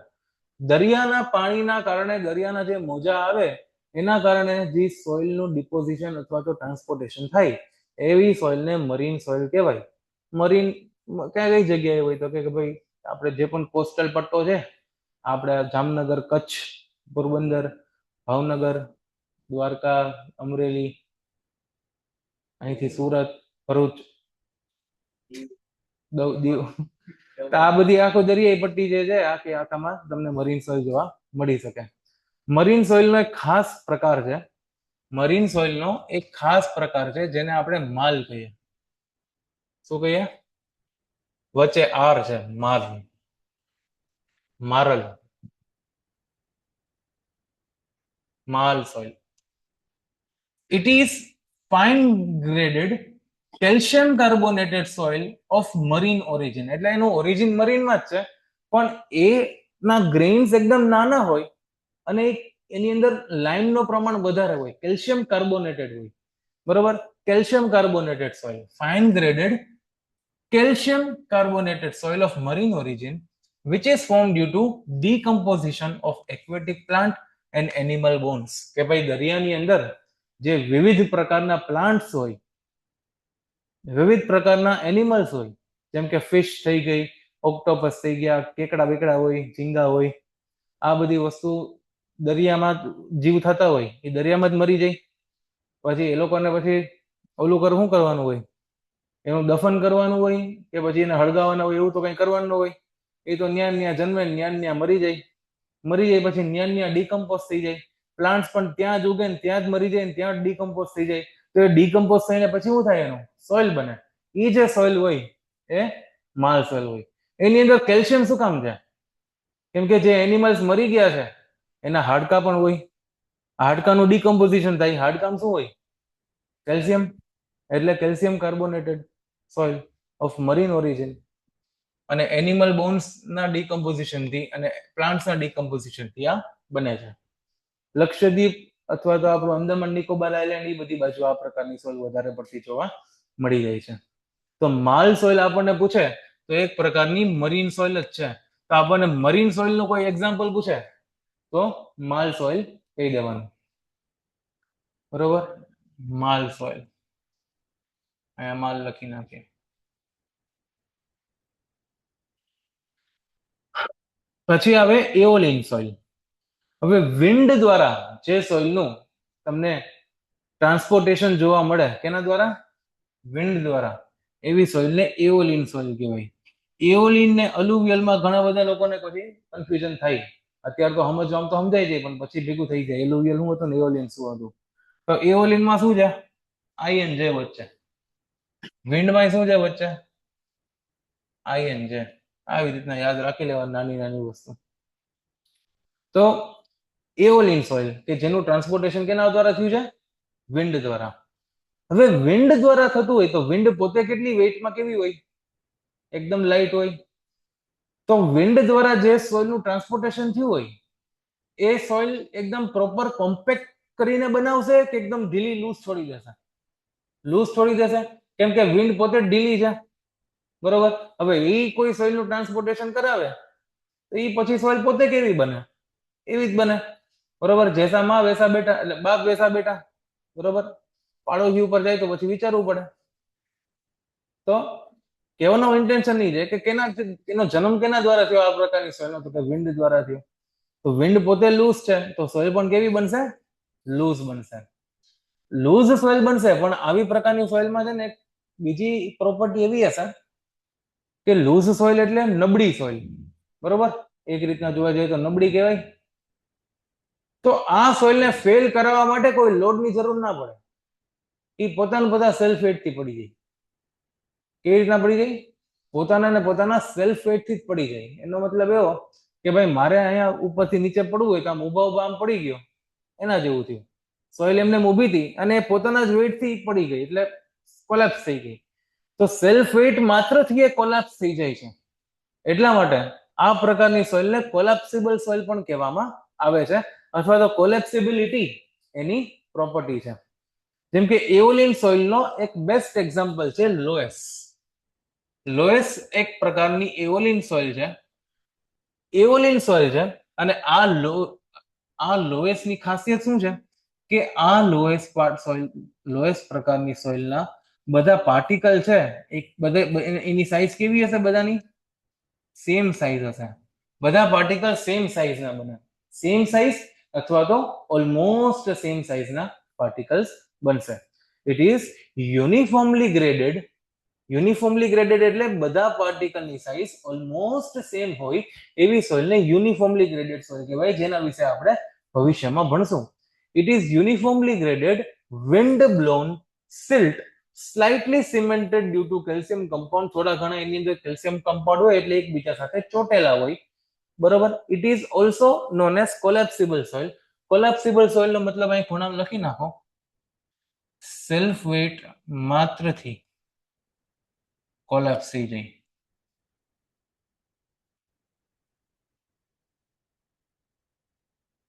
બરોબર. તો આ જૈસલમેર ને રાજસ્થાન આજુબાજુમાં જે ડેઝર્ટ રિજન હોય એ બાજુ તમને આ પ્રકારની સોઇલ જોવા મળી જાય. એઓલિયન સોઇલ ની વાત કરી. પછી આવે કોલુવિયલ સોઇલ. ઓલું હતું એલુવિયલ સોઇલ, આ હતું કોલુવિયલ સોઇલ. કોલુવિયલ સોઇલ જે છે એ મેઇનલી ગ્રેવિટેશનલ ફોર્સના કારણે બનતી હોય. ગ્રેવિટેશનલ ફોર્સના કારણે જે સોઇલ બનતી હોય એવી પ્રકારની સોઇલને કોલુવિયલ સોઇલ કહેવાય. એક્ઝામ્પલ છે ટાલુસ અથવા ટેલસ કહેતા હોય તો તાલુસ કહેતા હોય, જે પણ કયો, બરોબર. પણ આમ પૂછાય છે કે કોલુવિયલ સોઇલનો એક પ્રકાર છે ટેલસ, અથવા તો talus is an example of colluvial soil કે જે ગ્રેવિટી દ્વારા બનતી હોય છે. એવી રીતના ગ્લેશિયર્સ, બરફ ઓગળવાના કારણે, બરફ ઓગળે ઉનાળામાં, શિયાળામાં જામી જાય તો ફ્રીઝ થાય, વળી પાછો થો થાય, ફ્રીઝ થાય, થો થાય, એટલે કે જામે ઓગળે, જામે ઓગળે, જામે ઓગળે. આના કારણે જે સોઇલનું ફોર્મેશન થતું હોય એની આજુબાજુમાં એવી પ્રકારની સોઇલને ગ્લેશિયલ સોઇલ કહેવાય.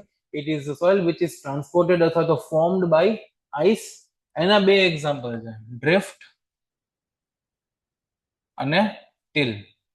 આ બે એક્ઝામ્પલ છે ગ્લેશિયલ સોઇલના. કાશ્મીરની આજુબાજુ જોવા મળે, કેમ કે બરફ ત્યાં જ થાય છે, બરોબર. થોડો ઘણો નીચે પણ થતો હોય, હિમાચલની આજુબાજુ થોડો ઘણો, પછી થોડોક નેપાલ આ સાઈડ બધી બાજુ તમને જ્યાં જ્યાં બરફ વાળી વાત પિક્ચરમાં આવે, ઋષિકેશ સુધી આખે આખું લંબાઈ જાય, ત્યાં તમારું ગ્લેશિયલ સોઇલ તમને જોવા મળી જાય છે, બરોબર. તો આ બધી વાત આપણે આ સોઇલની આપણે કરીએ. બીજું આની અંદર કંઈ કહેવાનું હતું મારે? હા, જો હવે તમને મેં એમ કીધું કે અલુવિયલ સોઇલ વોટરથી બને ને લેક્યુસ્ટરીન સોઇલ લેકથી બને, અને મરીન સોઇલ દરિયામાં બને, પછી આ વિન્ડથી બને, એઓલિયન સોઇલ કોલુવિયલ ગ્રેવિટીથી બને. તો એનો મતલબ એવો નહીં કે ભાઈ આ એલુવિયલ સોઇલ છે તો એમાં ખાલી ને ખાલી રનિંગ વોટર જશે, એમાં પવન ફૂંકાતો જ નહીં હોય કે એના પર ગ્રેવિટેશનલ ફોર્સ લાગતો જ નહીં હોય, એવું નહીં, લાગતો હોય. પણ એલુવિયલ સોઇલ ફોર્મ કરાવવા પાછળનો મેજર કમ્પોનન્ટ છે રનિંગ વોટર.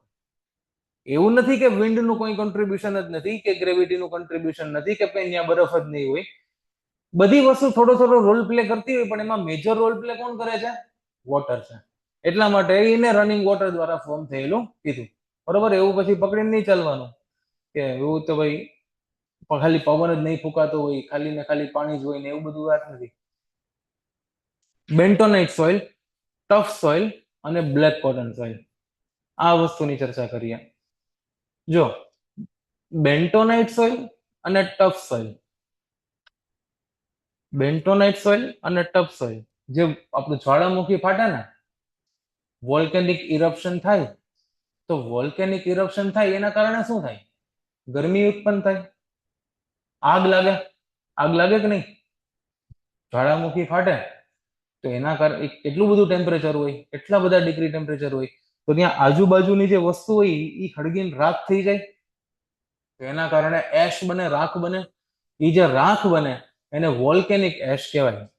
હવે આ જે વોલ્કેનિક એશ છે, બરોબર, વોલ્કેનિક એશ છે, વોલ્કેનિક એશનું કેમિકલ વેધરિંગ થાય તો બેન્ટોનાઇટ સોઇલ બને, અને વોલ્કેનિક એશનું ડિકમ્પોઝિશન થાય તો તમારી ટફ સોઇલ બને.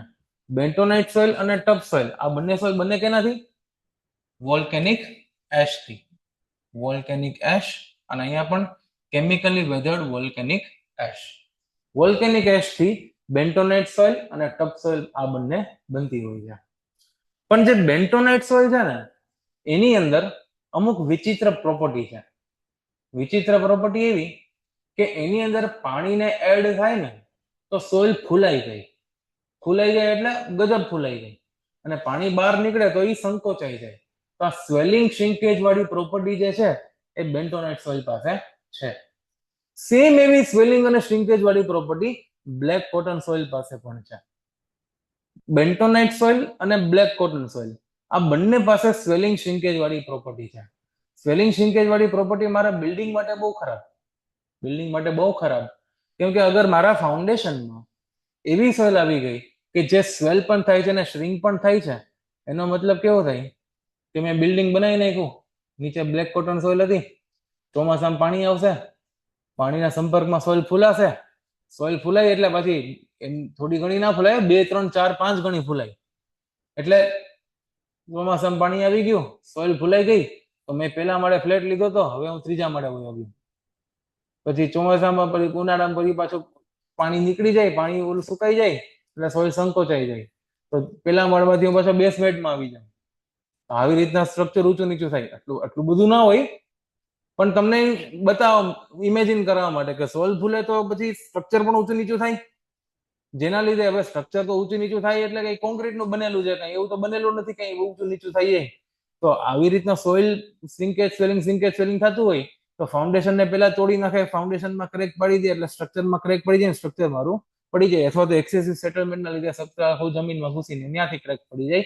વોટ એવર XYZ રીઝનથી મારું સ્ટ્રક્ચર ફેલ થઈ શકે છે આ સ્વેલિંગ અને શ્રિંકેજ બિહેવિયરના કારણે. સ્વેલિંગ અને શ્રિંકેજ બિહેવિયરના કારણે મારા સ્ટ્રક્ચરમાં મેજર ડેમેજ આવી શકે છે.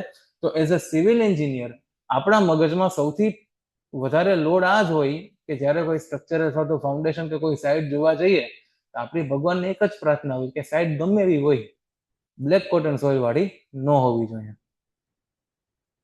અને માની લો કે બ્લેક કોટન સોઇલ વાળી સાઇટ નીકળી તો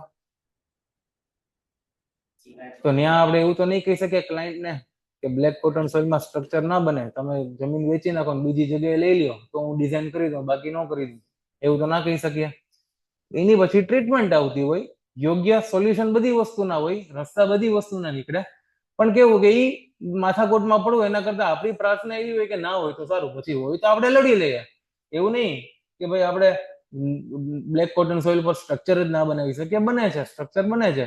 અમુક એવું હોય કે આખા ગામ બ્લેક કોટન સોઇલ ના હોય તો ત્યાં સ્ટ્રક્ચર જ નહીં બનાવવાના, પણ એની યોગ્ય ટ્રીટમેન્ટ આવતી હોય, એ ટ્રીટમેન્ટ કરીને પછી બનાવવાના હોય, રાઈટ? તો આવી રીતની વાત છે કે બેન્ટોનાઇટ સોઇલ અને બ્લેક કોટન સોઇલ આ બંને સોઇલ આપણા માટે ચેલેન્જિંગ છે. પણ આ બંને સોઇલમાં કોમન પ્રોપર્ટી છે સ્વેલિંગ અને શ્રિંકેજની. એ કેના કારણે? કે ભાઈ આપણા બોડીમાં અલગ અલગ જાતના મિનરલ્સ હોય, બરોબર? અલગ અલગ મિનરલ હોય, ના હોય તો પછી શું કરીએ આપણે? એકથી એડ કરીએ. કોઈને આયરનની કમી હોય તો કોઈ પાલક ખવડાવે, ઝીંકની કમી હોય તો એવા ટેબ્લેટ ખવડાવે, કે પછી whatever vitamin A, B, C, D જે ઘટતું હોય એની દવા પછી આવે, મિનરલ એ બધા આપણે લેવા પડે બારોબારથી. એવી રીતના સોઇલ ની અંદર પણ મિનરલ હોય, પર્ટિક્યુલરલી ક્લે ની અંદર મિનરલ હોય જેનું નામ છે ક્લે મિનરલ. આમ ક્લે મિનરલ અલગ અલગ પ્રકારના હોય. એમાંથી એક ક્લે મિનરલ એવું છે કે જેનું નામ છે મોન્ટ મોરિલોનાઇટ. આ મોન્ટ મોરિલોનાઇટ મિનરલ છે એ વિલનનું કામ કરે છે. જે પણ ક્લે ની અંદર, જે પણ સોઇલ ની અંદર મોન્ટ મોરિલોનાઇટ નું પ્રમાણ વધારે હોય એના કારણે સ્વેલિંગ શ્રિંકેજ વાળી પ્રોપર્ટી આવે. તો બેન્ટોનાઇટ સોઇલ અને બ્લેક કોટન સોઇલ બંને સોઇલ ની અંદર મોન્ટ મોરિલોનાઇટ નામના મિનરલનું પ્રમાણ ખૂબ જ વધારે પ્રમાણમાં જોવા મળે છે. આ ક્લે મિનરલ જે છે એની ચર્ચા એક અલગથી ચેપ્ટરમાં કરવામાં આવે છે વિગતવાર. એટલે મોન્ટ મોરિલોનાઇટ શું છે એના વિશે વિગતવાર આપણે અત્યારે ચર્ચા નથી કરતા. ક્લે મિનરોલોજી નું ચેપ્ટર અલગ આવશે, એની અંદર આપણે વિગતવાર ચર્ચા કરશું. પણ અત્યારે ખાલી એટલું સમજી લ્યો કે મોન્ટ મોરિલોનાઇટ એ ખતરનાક મિનરલ છે કે જેના કારણે સોઇલની અંદર સ્વેલિંગ અને શ્રિંકેજ વાળી પ્રોપર્ટી આવી જાય છે, જે મારા સ્ટ્રક્ચરને નુકસાન પહોંચાડી શકવાની પૂરેપૂરી સંભાવના ધરાવે છે. બાકી બ્લેક કોટન સોઇલ તમે ખેડૂતને બતાવો તો ખેડૂત ખુશ થઈ જાય કે આમાં કપા હારામાં હારો થાય.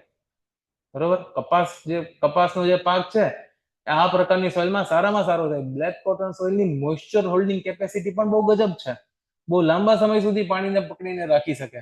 એટલે ખેતી પોઈન્ટ ઓફ વ્યૂ જોવા જાય તો black cotton soil best soil છે.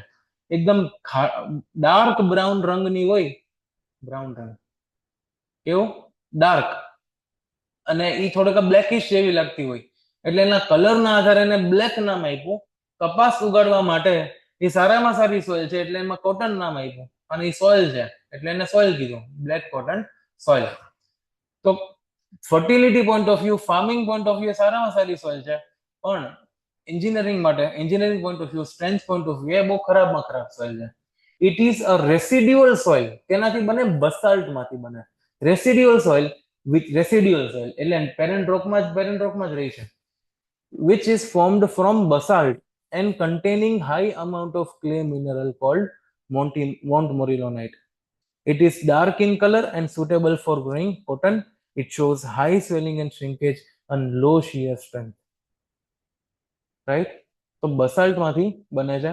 આપણે જુનાગઢ રિજિયન ની આજુબાજુમાં, પછી આ જામ ખંભાળિયા વાળો પોર્શન છે એ બાજુમાં, ઘેડ વિસ્તાર છે પોરબંદરમાં અને જુનાગઢની વચ્ચે, એ વિસ્તારમાં બ્લેક કોટન સોઇલ વધારે પ્રમાણમાં જોવા મળે છે. બેન્ટોનાઇટ સોઇલ ની વાત કરીએ, જો બેન્ટોનાઇટ સોઇલ અને ટફ સોઇલ બે વોલ્કેનિક એશ થી બને છે, અને બ્લેક કોટન સોઇલ બસાલ્ટ માંથી બને છે. આ વસ્તુ યાદ રહેવી જોઈએ, આ વસ્તુના એમસીક્યુ પણ પૂછાય છે.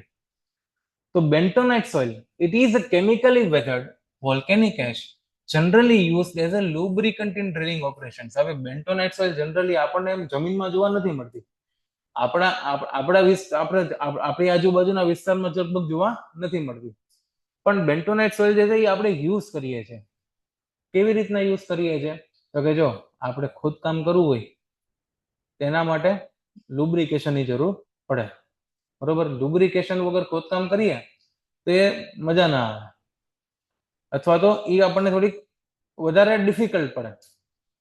એટલે જનરલી આપણે ડ્રિલિંગ એટલે કઈ જગ્યાએ ડ્રિલિંગ કરતા હોય? આપણે જમીનની અંદર ડ્રિલિંગ કરતા હોય એની વાત કરું છું. આપણે દિવાલમાં કાણું પાડવું એની વાત નથી કરતો.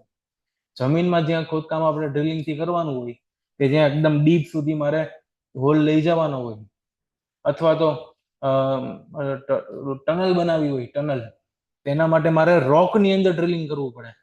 એની અંદર મારે બહુ હાર્ડ ડ્રિલ વાપરવું પડે. હાર્ડ એટલે એવું ડ્રિલ કે જેની અંદર ડાયમંડનું ડ્રિલિંગ કટિંગ એજ છે એ ડાયમંડ થી બનેલી હોય. ડાયમંડ હાર્ડેસ્ટ મટીરિયલ કહેવાય છે.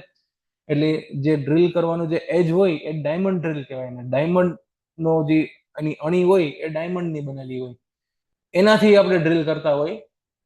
એ ઓલું ડાયમંડ ન હોય, આપણે જે જ્વેલરીમાં પડી પહેરીએ એ ડાયમંડ નહીં, પણ એને ઇન્ડસ્ટ્રીયલ ડાયમંડ કહેવાય, કે જે આ ડ્રિલિંગ કામમાં કામ આવે.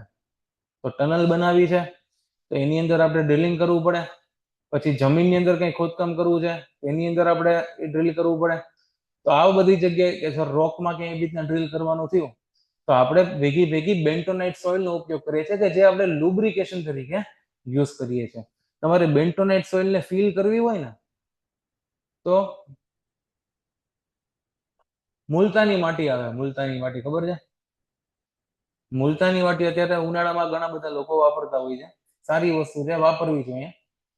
મુલતાની માટી યેલોઇશ કલરની હોય, એમાં તમે ગુલાબ જલ નાખો એટલે થોડીક ભીની થઈ જાય અને વ્યવસ્થિત એનું પેસ્ટ બનાવીને મોઢા લગાડો તો ઠંડકનો અહેસાસ થાય ગરમીમાં.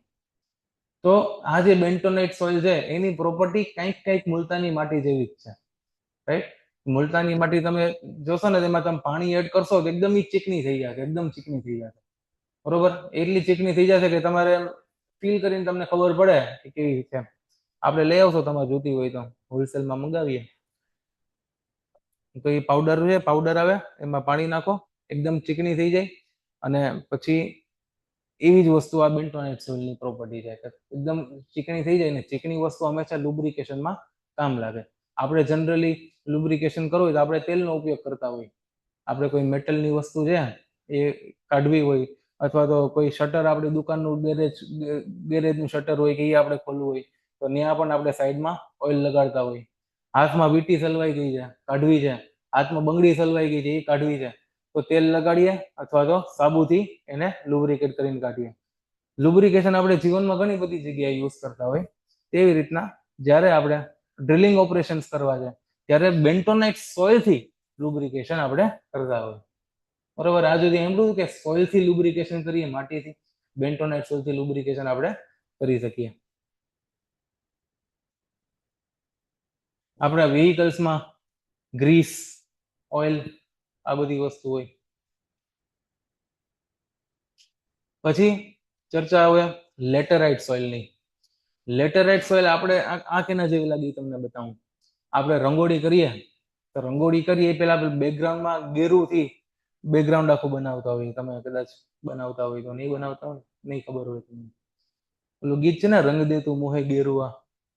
તો ગેરુ જે કલર છે એ કલરનું ઓલું છે, નામ છે, બરોબર. બ્રાઉન અને મરૂન આ બેને વચ્ચેનો કલર છે. તો આ પ્રકારની એ સોઇલ હોય, આ રેડિશ બ્રાઉન જેવી સોઇલ હોય. આ કલર આની પાસે ક્યાંથી આવે છે? કેમ કે આની પાસે આયરન ઓક્સાઇડ અને એલ્યુમિનિયમ ઓક્સાઇડ છે. આયરન ઓક્સાઇડ અને એલ્યુમિનિયમ ઓક્સાઇડ હોવાના કારણે આ પ્રકારની સોઇલમાં આ કલર આપણને જોવા મળે. It is a type of soil formed due to leaching or washing out of siliceous compound and accumulation of iron oxide, aluminum oxide. જો સેન્ડ છે ને, સેન્ડ રેતી, એની અંદર સિલિકાનું પ્રમાણ વધારે હોય. એટલે સેન્ડ મને ક્યારેય લાલાશ પડતી સેન્ડ નહીં દેખાય. સેન્ડ મને યેલોઇશ જેવો એનો કલર હોય, બરોબર. પણ આ જે પ્રકારની સોઇલ છે લેટેરાઇટ સોઇલ, એમાં આ સિલિશિયસ કમ્પાઉન્ડ એટલે સિલિકા વાળા કમ્પાઉન્ડનું વોશિંગ થાય અને આયરન અને એલ્યુમિનિયમ ઓક્સાઇડ વાળા કમ્પાઉન્ડનું એક્યુમ્યુલેશન થાય. એક્યુમ્યુલેશન એટલે ભેગું થાય. Iron oxide, aluminium oxide add થાય અને સિલિકા વાળા કમ્પાઉન્ડ માઇનસ થાય અને પછી જે સોઇલ બને એ લેટેરાઇટ સોઇલ બને. એટલે મને લાલાશ પડતો કલર આનો જોવા મળે. It is generally found in hilly area having humid climate. ભેજવાળું વાતાવરણ હોય અને હિલી એરિયા હોય એવી બાજુ આ મને જોવા મળે, જેમ કે વેસ્ટર્ન ઘાટ, ઈસ્ટર્ન ઘાટ.